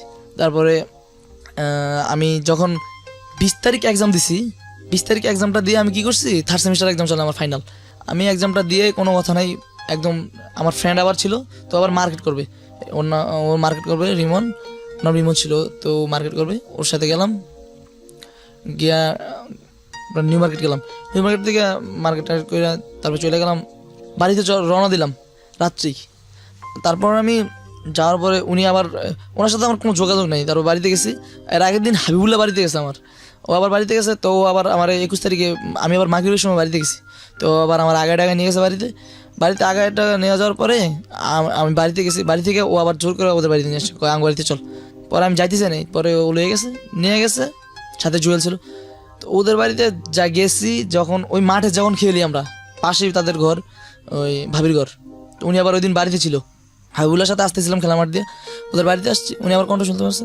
তা আসার পরে আমি হাবিবুল্লার সাথে শুয়েছি, তখন উনি আমার জিজ্ঞাসা করতেছেন ওর কেমন আসলো, তখন আমি ল্যাপটপে বসে বসে হাবিবুল্লার ছবি দেখতেছিলাম, গান শুনতেছিলাম, তখন আমার হালকা ঘুমাইছে পড়ছে, তখন উনি আসছে, ওনার মোবাইলে যে আমার চ্যাট ছিল, তখন আমি একটু ভয়ে ছিলাম, তখন দেখলাম তার হাতে মোবাইল, তখন আমি কি করছি, বাইরে এসে পড়ছি, বাইরে এসে আমার মোবাইলে এমবি ছিল মনে হয়, তখন আমি ডাটা চালু করে ওনার ব্লক লিস্টেতে ব্লকটা ছুড়াইয়া আমি বলছি বাইরে আসছে, তাদের বাড়িতে একটা মাছা ছিল, তো মাচার ভিতরে বসে আসছিলাম, তখন আমি বলছি যে আপনার মোবাইলটা দেন, আপনার মোবাইলটা দিয়েছি, আর আমি কী করছি, ওনার মোবাইল থেকে চ্যাট ডিলিট করে দিছি এক কথায়, কারণ আমার ভিতরে একটা ভয় ছিল, কারণ ওনার ভয়েস আছে এখানে, যদি দেখে থাকে তাহলে ঝামেলা হইব, তখন ভাবলাম যে না কোনো ঝামেলা নাই, শেষ, তা ডিলিট করে দিয়ে চলে আসছে। তখন উনি আমার ধরছে সাথে, তুমি আমার নাম্বার ব্লক, তোমার নাম্বারে কল ঢুকে না গেলে এই সেই ফোন ধরো না এই সেই, আমি বলতেছি হয়তো আমার মোবাইলের সমস্যা, আমার এরকম বলছি, বুঝাই দিছি। তখন উনি কি করছে, আমার মোবাইল থেকে আবার নিছে, আমার মোবাইলটা নিয়ে উনি নিজে ব্লক ছুটাইছে, ইমো থেকে ব্লক ছুটানোর পরে ওনার সাথে টুকটাক কথা হয়েছে, কথা হওয়ার পরে মানে উনি আমার সামনে থাকা অবস্থায়, এটা আমার বাড়িতে যাওয়া, ফাইনাল পরীক্ষা দিয়েছি 4 তারিখে, আমি ভাবছি উনি আমার সাথে আবার আগের মতো একটু কথা বলতেছে, ওনার স্বামী ওই সময় বাড়িতে, তত একটা কথা বলে না, উনি 4 তারিখের আগে বা পরে আগে চলে গেছে, তো উনি আমার সাথে অন্যরকমভাবে আবার কথা বলতেছে। তখন আমি ভাবলাম কি 4 তারিখে এক্সাম দিতে আসবো ঢাকা, 3 তারিখে আসবো ঢাকা, তো আমি ভাবছি 4 তারিখে এক্সামটা দিয়া নানুর বাড়িতে চলে যাবো, আমি আর বাড়িতে আসবো না, ভালো লাগে না। তো তার মাঝে আমার অনেক বড় বন্ধ, তা আমার আবার একটু অসুস্থ, আমার আম্মু আবার একটু অসুস্থ অনেক দিন ধরে, আজকে 2-3 বছর ধরে ওনার মেরুদণ্ডটা একটু ক্ষয় হয়ে গেছে, তো এই কারণে উনি একটু হাঁটতে সমস্যা হয়। তো উনি আমার বলতেছে তুই ক্লাস করতে দেবো স্কুলে যায়, যে স্কুলে আমি লেখাপড়া করছি ওই স্কুলে ক্লাস করে দেবো, আমি বলছি আমি পারুম না এই সেই, তো আমার জোর করতেছে, আমি বলছি আমি পারুম না, আমি নানুর বাড়িতে যাবো, তা আম্মা আবার মানা করতেছে, তো নানুর বাড়িতে যাওয়া দরকার নাই, তো নানুরা নতুন অনেকদিন পর বাড়িতে গেছে, ওই ঝামেলার কারণে অনেকদিন পর বাড়িতে গেছে, আমি বলছি কী হচ্ছে, অসুবিধা নাই, তা আম্মা মানা করতেছে। তার মাঝে উনি আবার ফোন দিছে আমারে, ফোন দিয়ে বলতেছে যে বাড়িতে যাইতে দিব, ওনার ছেলেরা আবার স্কুলে ভর্তি করাইছে, কেজি স্কুলে, এই কেজি স্কুলে ভর্তি করানোর পর থেকে পুরো মেন ক্যান্ডিডেট হয়েছে, ওনার ছেলেরা স্কুলে ভর্তি করাইছে, তা আমি এখন কী করবো, ওনার সাথে রেগুলার স্কুলে ভর্তি করেছে, তা আমি আর বাড়িতে যাবো না বলছি আমি বলছি উনি আমার সাথে আগের মতো কথা বলতেছে, আমি বাড়িতে যাবো না, ওনার তখন আর ব্লক করি না, তো ওই বাড়িতে যাবো না বলছি, কিন্তু আমার জোর করতেছে। তারপরে 4 তারিখে পরীক্ষা দেওয়া, আমি নানু বাড়িতে যাওয়ার চেষ্টা করতেছিলাম, তো আম্মা মানা করলো, আব্বা মানা করলো যে বাড়িতে তোর আম্মা ক্লাস করতে হবে এই সেই, পরে বাড়িতে চলে আসছি, 4 তারিখে রওনা দিছি, হ্যাঁ রাতে আবার আইসা ওই চিরাং ছিলাম, 5 তারিখে আবার চলে আসছি, রাত্রে দেরি হয়ে গেছে, চিরাং ছিলাম, 5 তারিখে বাড়িতে আসছি, হ্যাঁ তারপরে 6 তারিখে আবার ক্লাস করতেছিলাম ওই কেদি স্কুলেই, আমরা কেদি স্কুলে ক্লাস করতেছিলাম। তখন আমি স্কুলে সবসময় মানে মুড অফ থাকতাম, আমি কথা বলতাম না, চুপ থাকতাম, তো এটা ওনার কাছে ভালো লাগতো না, তো উনি আমার নক করে কইতাছে, ফোন দিয়ে কইতাছে যে নামুল তুমি চুপ থাও কি লেগে এই সেই ফোন দিয়ে, আমার কিন্তু ভালো লাগে না এইসব, উনি আমার বলতেছে সবসময় আমি মন খারাপ করে থাকতাম, মানে আমি চুপ থাকতাম এক কথায়, ওনার দিকে এত একটা গুরুত্ব দিতাম না। তখন আমার বলতো এইসব, ক্লাস যা ফোনে বলতো, সরাসরি ফোন দিত, বলে এই তুমি ক্লাস চুপ থাকো কি লিগা, এই সেই কেমন গোমরামুখী থাকো। তাই আমি বলতেছি আপনার কি অসুবিধা হয় নাকি, এরকম বললাম। বলতেছে হ্যাঁ এখন স্কুল থেকে যাবো গা, এসে আমার বলতেছে। আমি আপনি যাবেন গা কি লিগা, আমি আপনার জায়গায় আপনি থাকবেন। পরে আর হয়তো একটা কথা বলি না এই বিষয় নিয়ে, তখন রেগুলার আমার এরকম হইতো। তো তার মাঝে আবার স্কুলে যাওয়ার সময়, তখন তো শীতকাল একদম জানুয়ারিতে, তখন শীতকাল ছিল। তার মাঝে উনি আমার ফোন দিতেছে, আপনার সকালে ফোন দিত আবার সময়, স্কুলে যাওয়ার সময় আমি আবার একটু ঘুম থেকে লেট করে উঠতাম, খাওয়া দাওয়া করে স্কুলে যাইতে দেরি হইতো, তো উনি আমার ফোন দিত অনেক, ফোন দিয়ে উঠাইতো, ফোন দিয়ে কইতো যে তাড়াতাড়ি স্কুলে এসে।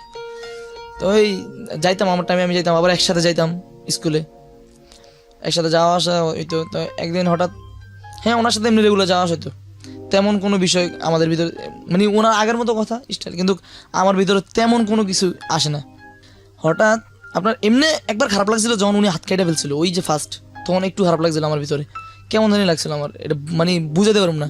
তারপর শেষ আমি আমার আপনার অনুষ্ঠান শুরু হইব, ওনার আবার একটা অনুষ্ঠান ছিল আপনার গরিপুরে, আমার এক নানা হয়, নানার ছেলের মুসলমানি, তো ওখানে আসবো, এটা মনে হয় জানুয়ারি মাসে, আপনার এখানে আসবো। তো আমি বলছি যে আমি তো কয়েকদিন স্কুল আসবো না, তো কই যাইবা, পরে বলতেছে না। তো এর আগে ওনার সাথে, তো আমি অনুষ্ঠানে যাওয়ার আগে, মানে আমরা তো অনুষ্ঠানের আগে যাইতে গেছি আমার, কারণ ওখানে আমার কাজ টাজ করতে হইব, অনুষ্ঠান তো অনেক বড় অনুষ্ঠান, তো চলে যেতে হয়েছে। তার মাঝে উনি এই বিষয়ে একটু রাগ করছে, চলে গেছে দিকে।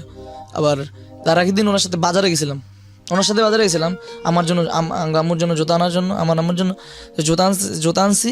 আনার পরে আম্মুর দিয়ে জুতা আনি না, আমি আবার বিকালে চলে গেছি। তারপরে দিন এই জুতা আবার আম্মুর পা লাগে না, তা আমি বলছি যে এইগুলো উনি চয়েস করছে এই সেই। তারপরে চলে গেছি, তারপর আপনার গরিপুর চলে গেছি। তো আমার আবার শরীর অসুস্থ ছিল অনেক, আমার খুব সর্দি ছিল, ঠান্ডা সর্দি ছিল। তো আমি ভাবতেছি যে কালকে তো কাজ টাজ করতে হইব, এখন আর পারুম না, এখন তো ওষুধ খেতে হইব। তো আমি আবার যাইতে ওষুধ নিয়ে গেছি। তো ওষুধটা আবার একটু পাওয়ারি ওষুধ ছিল, ঘুমের ওষুধের মতন কাজ করতো। আমি যখন ওটা খাইছি, আমার শরীর একদম দুর্বল হয়ে গেছে। তো আমি এখন ঘুমামো, তো তার মাঝে উনি আমার ফোন দিতেছে, কথা বলবো। তা আমি ওনারা বুঝাইতেছি যে দেখেন আমি ঘুমামো, প্লিজ, এটা আমার সম্ভব না, আমি কথা বলতে পারবো না, আমার শরীর একদম দুর্বল হয়ে আসতেছে। না উনি কথা বলবো। আমি পাশে তারপরে আমি কইছি শুয়ে শুয়ে কথা বলেন, আমি কথা বলতে পারবো না, কারণ আমার শরীর খারাপ লাগতেছে।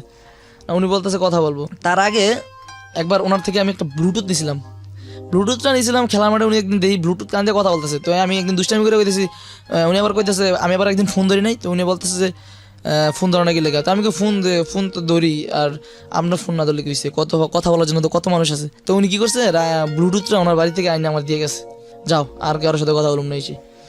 তো আমি ব্লুটুথ নিয়ে আবার ওই এখানে বেড়াতে গেছি। তো আমার মামা আবার দেখছে, তো আমি কানে দিয়ে ঘুমাইতে দিতে, আর উনি ফোন দিয়েছে আমারে। তো আমি বলছি দেন আমি কথা বলতে পারবো না, আমি ওষুধ খেয়েছিলাম, এখন আমার শরীর খারাপ, কথা বলবো। মানে আমি মানা করছি, এখনও মেসেজগুলো আছে।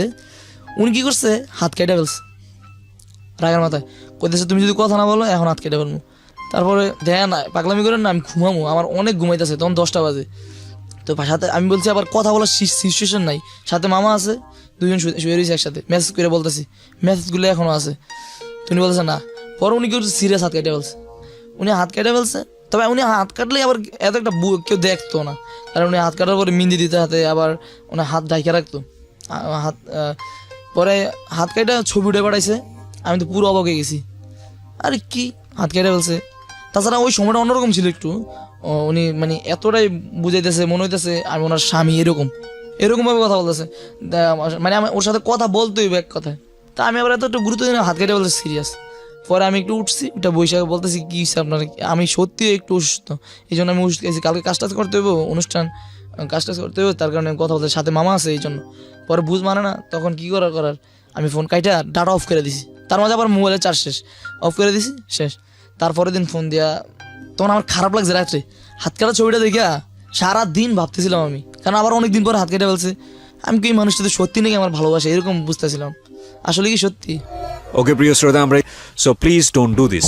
ওকে, আমরা যেখানটায় ছিলাম এনামুল, তারপর তখন আমার মানে তার প্রতি একটু ভালো লাগে আছে। তার মাঝে স্কুলে যাইতাম তখন আমি যখন চুপ থাকতাম বা গোমরামুখী থাকতাম, তখন সে আমার ফোন দিয়ে কইতো দেখো এমনি থাকো না, আমার ভালো লাগে না এই সে। উনি যখন বলতো তখন আমার কাছে কেমন জানি লাগতো ওই সময়টা। তাছাড়া উনি আমার চোখের সামনাসামনি ছিল তখন, যে সময়টা বাড়িতে ছিলাম, চোখের সামনাসামনি থাকতো। আবার খেলা মাঠে গেলে একটা কি ওনার খেলা মাঠে গেলে খেলা শেষ ওনার মোবাইলে সমস্যা হয়েছে, আগে খেলার আগে বলতো এনামুল আমার মোবাইলে হয়েছে একটু ঠিক করে দিয়ে যাও। তো এই ওনার মোবাইল ঠিক করতে করতে প্রায় আসার আজান দিয়ে দিত মাগরিব, ওখানে রেগুলার থাকতাম।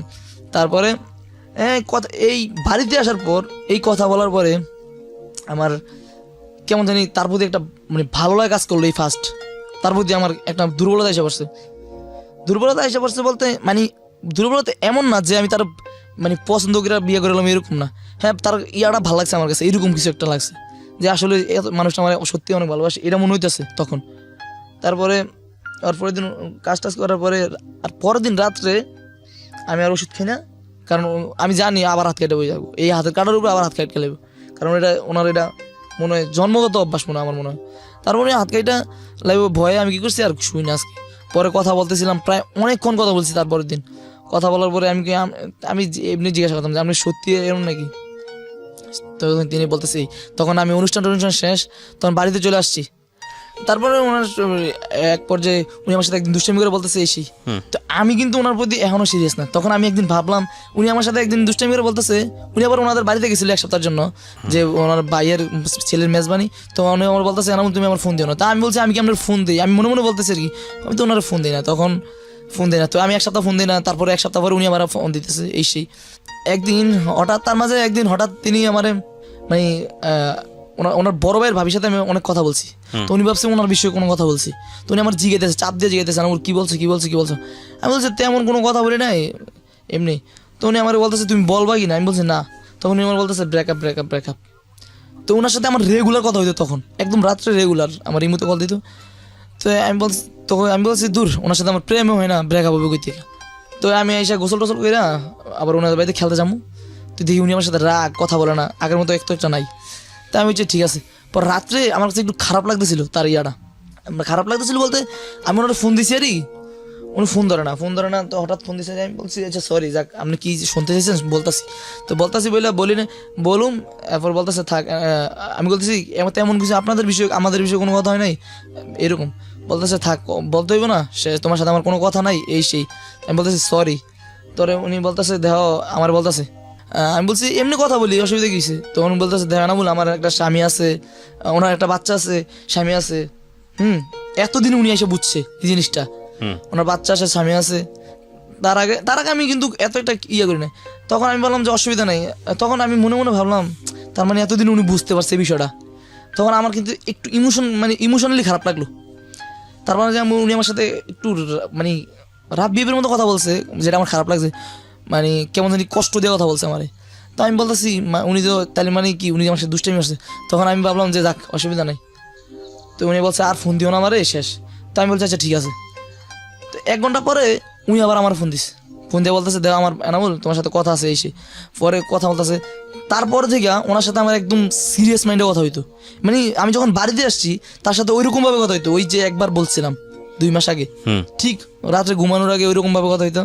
ওইরকম আমার এক্সপিরিয়েন্স হয়ে গেছে তখন, কথা বলতে বলতে চোখের সামনে থাকতে ওইরকমভাবে কথা হতো এই মুহূর্তে। তো তখন তত একটা ইয়ে করি নাই। তখন আমি রাত্রে ভাবলাম আসলে উনি আমার সাথে দুষ্টামি করছে না, তার আমার মেজাজটা খুব খারাপ ছিল। আমি বললাম যে ওনারে আমি বুঝামো আসলে ইমোশন কি, মানুষের সাথে দুষ্টামি করা কি করে এইটা কি। তখন উনি পরে কয়েকদিন পরে ওনার বাড়ি যাবে, ওনার ভাই কুমিল্লা যাবে নাকি ঢাকা যাবে বলছিল আমারে। তো উনি আমার সাথে মিথ্যা কথা বলছে। তো আমি বলছি মিথ্যা কথা বলতে পারেন না, ভালো করে গুছাই বলতে পারেন না মিথ্যা কথা। এটা পড়ার সাথে সাথে পরে আমি ওনার সাথে গেছি ওনাদের বাড়ি পর্যন্ত। ওনাদের বাড়ি ছিল আপনার এই বললাম তো, তখন ওনার আমি থিকপুর পর্যন্ত নামাইছিলাম। এই ফার্স্ট আমি ওনার প্রপোজ করছি। তাও আমি নিয়ত করছিলাম যে ওনার প্রপোজ করে বুঝাবো যে আসলে ইমোশন কি। আমি দিনের বেলা বাড়িছি, আমি আবার আমার ছাড় থেকে 500 টাকা নিছি, সাদা স্যার ছিল ওনার কাছ থেকে 500 টাকা নিছি। 300 টাকা চাইছিলাম, তো বলছিলেন স্যার আমার বিকাশ। আমি স্যার থেকে মিথ্যা কথা বলছিলাম, মিথ্যা কথা বলতে টাকাটা নিয়ে আসছি। এই দিন ফার্স্ট আমি ওনার প্রপোজ করছি, তার হাত ধরছি ফার্স্ট। আমি বলছি যে আপনার হাতটা ধরতে পারি, বলছে আচ্ছা ঠিক আছে। বাসে একসাথে বসছি, বলছি যে আপনার হাতটা ধরতে পারি, বলে আচ্ছা ঠিক আছে। পরে হাতটা ধরছি, ধরে ওনার হাতে একটা কিস করছি আমি ফার্স্ট তার হাতে একটা কিস করে বলতেছি মানে প্রপোজ করছি ওনার জানি না ওনার কি হয়েছে। তারপরে 2টা কিস করার পরে আমি তারা প্রপোজ করা পর্যন্ত তাদের বাড়ি এসে পড়ছে। প্রপোজ করে আমি চলে আসছি ওখান থেকে, তার সাথে তার একটা সিম ছিল 707, যেটা দিয়ে সে আমার মাঝে মাঝে তার সাথে কথা হইতো। তখন সে বলতেছে না ধরো এই সিমটা নিয়ে যাও, এই সিমটা দেখলে আমার কাছ থেকে রাখিয়ে দেবো তারা, আমার আব্বু আম্মু। তাই আমি বলতেছি রাখবো কি লিগা, আপনার সিম থেকে না, এই সিমটা কেউ রেখে দিতে পারে, ভাবি আছে, ভাবি রেখে দিব। তারপরে সিমটা রেখে আমার কাছে দিয়ে দিল। আমি কি করছি, বাড়িতে আইছি, তা আমি ভাবলাম যে শেষ, সব শেষ। উনি আমি বলছি দূর, উনি যদি এই প্রপোজে রাজি হইতে পারে না হইতে পারে, আমার ভিতরে এতটা গুরুত্ব নাই, আমি এতটা কেয়ারলেস না। তখন আমি বিকালে গোসল টোসল খেলতে গেছি। তো উনি আবার বলছে যে আমার ফোন দিও না, ওনার আম্মুরে উনি অনেক ভয় পায়, তো এই কারণে ফোন দিতে মানা করছে, কিন্তু উনি যখন গিয়া আসছে ওনার বাড়িতে, তো আমার বলছে যে ফোন না দিতে। আমি বলছি ঠিক আছে, আমি আপনার ফোনে দেবো না যান। তো উনি গিয়ে উনি ফোন দিয়েছে আমার, বলতেছে আমি এসে বুঝছি এই সেই বুঝাইতেছে ওনার আম্মুর মোবাইল থেকে। ওনার আম্মুর মোবাইল নাম্বারটা এখন আমার কাছে আছে। তারপরে ফোন দিয়ে বলতেছে এই সেই। পরে উনি আমারে শুধু এতটুকুই বলছে, আমি ভাবছি আর ফোন দিব না, ওনার মারে অনেক ভয় পায়। উনি কি করছে, আমার ফোন দিতে মনে হয় এই বিকালটায়, আমি খেলার টাইমটাই 3-4 বার ফোন দিয়েছি। তখন আমি বললাম যে কী হয়েছে ওনার হঠাৎ, উনি তো ওনার বাড়িতে গেলে ফোন দেয় না। তখন ওনার বাড়িতে গেলে ফোন দেয় না এই ভাইবা আমি রাত্রে ঘুমাইতে গেছি, হঠাৎ রাত্রে ফোন দিছে আমার, প্রায় তখন 10টা 10:30 বাজবে। ফোন দিছে, আমি ঘুমের ভিতরে ফোন ধরতেছি না, অনেকগুলো ফোন দেওয়ার পরে ফোনটা ধরছি, আওয়াজ আসতেছে হঠাৎ, মানে ফোন ধরা না ধরা এরকম আর কি। আমি ফোন ধরছি, পরে বলতেছি কি আনামল তুমি ঘুমিয়ে গেছো? আমি হ্যাঁ। ওঠো বাইরে যাও, এসি কথা বলবো আমার সাথে। তো আমি জানি যে ওনার আম্মুরে উনি অনেক ভয় পায়, আমার সাথে কথা বলবো না সিরিয়াসলি। বলতে ডাটাটা অন করো, তোমার কল দিতেছি। আমি বলতেছি না আমি ঘুমাবো, আমার ঘুম আসতেছে অনেক, কারণ আমি কিন্তু সিরিয়াস ছিলাম না তখনও, দুষ্টামি আমি উনি তো বুঝবে বিষয়টা। তখন কী করলো আমার, মানে ঘুম থেকে উড়ে ছাড়লো। তারপর আমি কী করলাম, উঠতে চাই না অনেকক্ষণ পরে উঠছি। উঠার পরে বাইরে গিয়ে আমাদের পাশে বাড়ির পাশে গাটলা যায় বসছি। তখন বসে কথা বলতেছি, তখন উনি আমার বলতেছে দেখো এরকম তুমি কি আমার সাথে দুষ্টামি করছো, আমার বলতেছে। আমি ওনার প্রপোজ করছিলাম, যে আমি বলছি কি দুষ্টামি, কোথায় দুষ্টামি করলাম, কই যে প্রপোজ করছে এসে। আমি না, আমি তো আপনার প্রপোজ করলাম। পরে উনি আমার বলতেছে দেখো আমি আজকে সারাদিন খাইতে পারি না, ঘুমাইতে পারি নাই, এক কথায় মানে উনি কিছু করতে পারে না এই প্রপোজের পরে। আমি আমার বিয়ার জগতে 7 বছরে আমার এমন হয় নাই, বিয়ের বয়স 7 বছর, হ্যাঁ, তার কখনো এমন লাগে নাই। আমি যখন প্রপোজ করছি তখন আমি তো বলতেছি তো এখন কি হয়েছে, এখন ঘুমান, আমার ঘুমাইতেছে, আমার কিন্তু চোখে অনেক ঘুম। উনি আমার ডাকছে, বাইরে উঠে নিয়ে আসছে, আমি ঘরে বাবা মা আছে এই জন্য বাইরে আসছি। পরে বসে কথা বলতেছি, তো ওনার সাথে উনি কথা বলতেছে। উনি এই দিনের কাহিনীটা আমার কাছে আরও বেশি, মানে আমার মনটা আরও আউলে দিছে। উনি আমার বলতেছে দেখো আমি ঘুমাইতে পারতেছি, মানে আমার ঘুমে আসতেছে না আজকে সারা রাত্র। উনি ওই দিন আমার সাথে রাত 2টা পর্যন্ত কথা বলছে, 2টা 2:30 পর্যন্ত। আর আবারও আমার তো ঘুম চোখে, আমার জোর করে চোখ মুখ টুক ধুয়ে, মানে ফোনের ভিতরেই এই করবো, হাত কেটে নেবো, এই কেটে নেবো, মুখ ধুইতাম, কথা বলবো এই। তো ওনার এটা তার আমার কাছে আমি হয়তো দুর্বল হয়ে যেতাম, তার হাত কাটার কথা শুনলে আমার তো খারাপ লাগতো, তখন আমি তার কথাটা শুনতাম। এরকম মানে এটাতে আপনাকে বারবার ব্ল্যাকমেইল করতো, এরকমই ছিল। তখন উনি আমার বলতেছে দেওয়া সত্যি এনামুল, আমি কিন্তু পাগল হয়ে গেছি আজকে সারাদিন, আমি যে কাজের জন্য আসছি এটা করতে পারি না, এই সেই। ওনার ভাইয়ের সাথে কোথায় জানি গেছে কি কাজের জন্য, কয় আমার খুব খারাপ লাগতেছিল, আমি খাইতে পারি নাই ভালো করে আজকে, তাছাড়া আমার ঘুমাইতেছে না, তোমার এই কাহিনী। তো আমি কি হয়েছে এমন ঘুমান, পরে আমার ছাড়তেছে না। উনি একা একটা রুমে কথা বলতেছিল, আমি বলছি আপনার বাবু কই, পরে বলতেছে ঘুমাইতেছো। তার মধ্যে স্কুলে মোটামুটি স্যাররা কিছুটা সন্দেহ প্রবণ হয়ে গেছে, কারণ উনি আইসা পড়তো স্কুলে মাঝে মাঝে, স্কুলে চলে আসতো। উনি স্কুলে আসতে রেগুলার, ওরা বাচ্চারা নিয়ে, কিন্তু উনি আমার ক্লাসে মাঝে মাঝে চলে আসতো, এই কারণে স্যাররা মোটামুটি সন্দেহ করতো। কথাবার্তার পরে আমি বলছি আচ্ছা ঠিক আছে ঘুমানোর পরে উনি কিন্তু 1 সপ্তাহের জন্য বেড়াইতে গেছে। উনি বলছে আমি 1 থেকে 1.5 সপ্তাহ থাকবো। তো আমি বলছি আচ্ছা ঠিক আছে অসুবিধা নেই, কিন্তু উনি আবার ফোনও দিবে না বলছে, কিন্তু ফোন দিয়ে লাইছে, মানে উনি একদম ইয়ে হয়ে গেছে। তারপর আমার এর পরের দিন ফোন দিতে আবার, তো আমি বলতেছি আমি আর ফোন দিতেছে, পরে আমি ঘুমাই রয়েছি, রাত্রে সকালে উঠছি, ফোন দিচ্ছে, কথা বলতেছে যে উনি কি জন্য আসছে। পরে রাত্রে আমার বলতেছে আমি চলে আসবো বাড়িতে, ওনার ভালো লাগতেছে না, এক কথায় উনি চলে আসবো বাড়িতে, কি লেগে ভালো লাগতেছে না, আমার হ্যাঁ ভালো লাগতেছে না, তোমার দেখতে ইচ্ছে করতেছে এই সেই। তো আমি কই না, বেড়াইতে গেছেন 1 সপ্তাহের জন্য, যা থাকেন, আমি আবার এদিকে স্কুল করতেছি, ক্লাস করাইতেছি, 1 সপ্তাহের জন্য বেড়াইতে গেছেন, থাকেন, অসুবিধা নাই। কারণ আমার ভালো লাগতেছে না, আমি পারুম না এই সেই।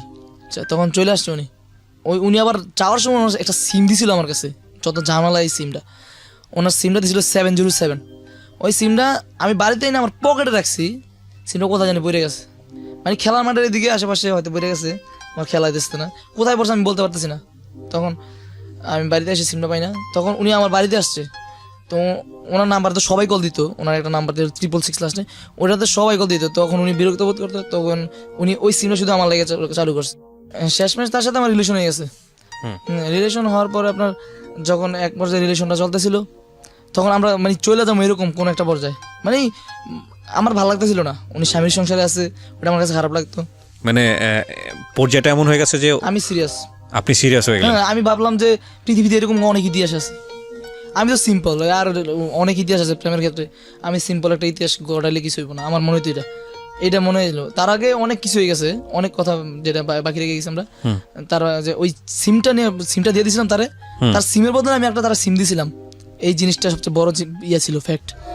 প্রিয় শ্রোতা, বিরতি নিবয়ে পর্যায়ে আরো একটি, আপনারা শুনছেন সিক্রেটস ঢাকা FM 90.4-এ। আমি আরজে কিবরিয়া আপনার সঙ্গে রয়েছি। এই জিনিসটা বিষয়টা উনি জানছে কিভাবে, এটাই ভয় পেয়ে গেছে। উনি আমার বলতেছে না, উনি বলতেছে না বলে আমি এমনি জানছি। আমার অন্য বাড়ির ভাবি সাধারণ, ওনার আমার বড় ভাই শাহজাহান, ওনার স্ত্রী, উনি বলতেছে না বল তোমার নামে এই কথা শুনছি, এই মানে তুমি নাকি এরকম দেখেও। আবার আমি বিশ্বাস করতে পারলাম না, এটা কেমনি শুনলো উনি, এমনি একদম মোটামুটি সব বলতো। তখন আমি ভয় পেয়ে গেছি। পরে সাথে সাথে আমি রেডি হয়ে, আমি আর ওই দিন ক্লাস করাতে যাই না স্কুলে, কেটে স্কুলে আমি সরাসরি আমার গেছি, আমি ঢাকা যাবো। ঢাকায় গেছি, আমার তো খুব খারাপ লাগতেছে। তার সাথে কিন্তু আমার রিলেশন চলে তখন।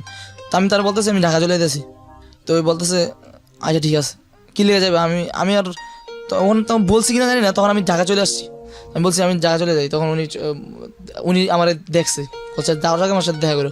তখন আমি একটা ভাঙনা দিয়ে স্কুলে গেছি, ওনার সাথে দেখা করে চলে আসছি।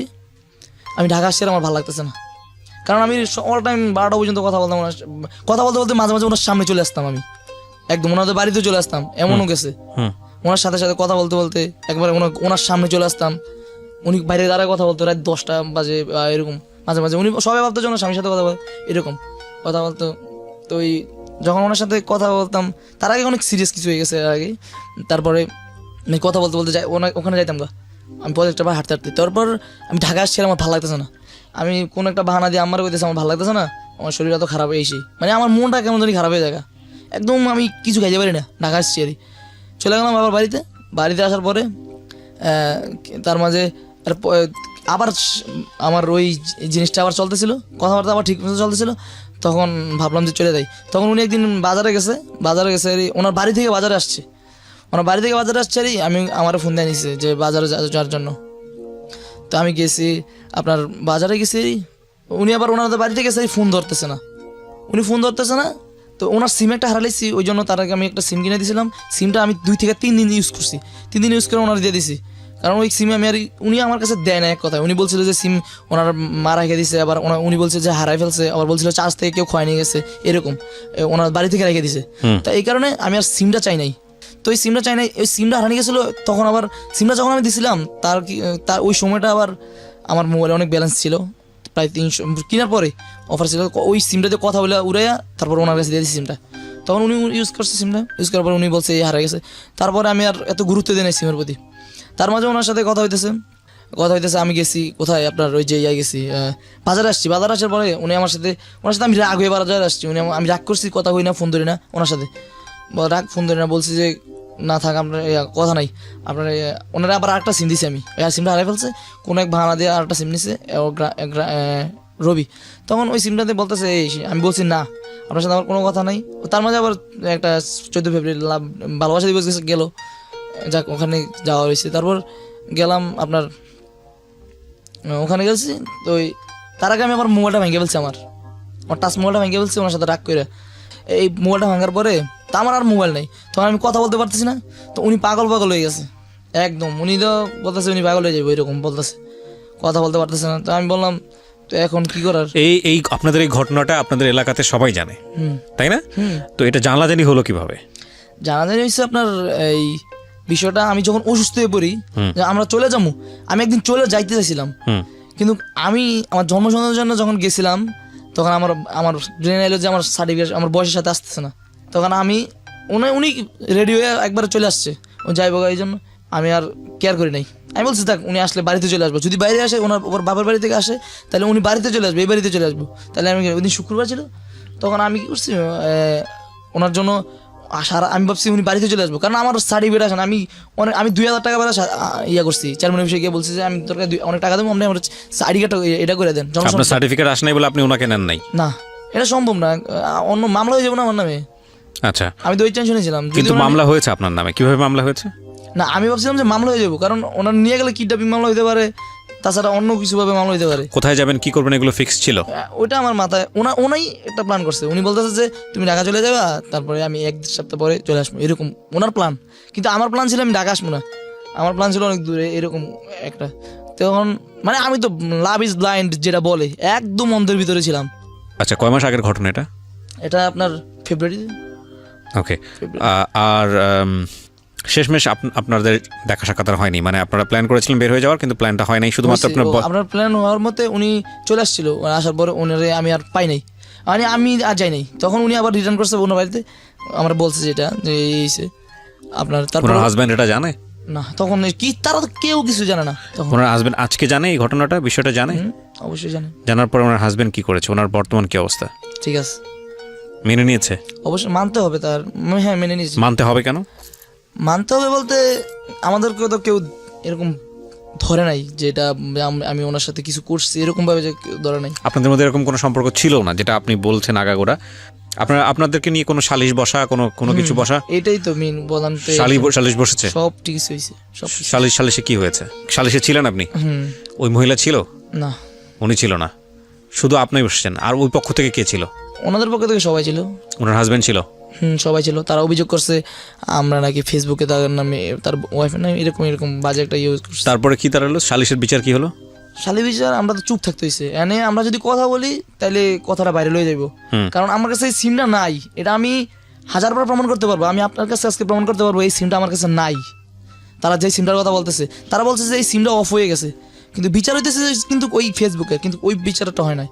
যে তার কারণে আমার ভালো লাগছে, আমি থাক ওনারা ছাড়া দিব, যদি কথাটা ভাইরাল হয় ওনারা ছাড়াছাড়ি হয়ে যাবে। আমার আব্বু আমার বলছে বিচারের আগের দিন আমি বাড়িতে যেতে পারি নাই, এই ঝামেলার কারণে মামলাটা হয়ে গেছে। আমার আব্বু আমার বলছে কে মামলা করেছে? উনি বলতে কে? এই মহিলা।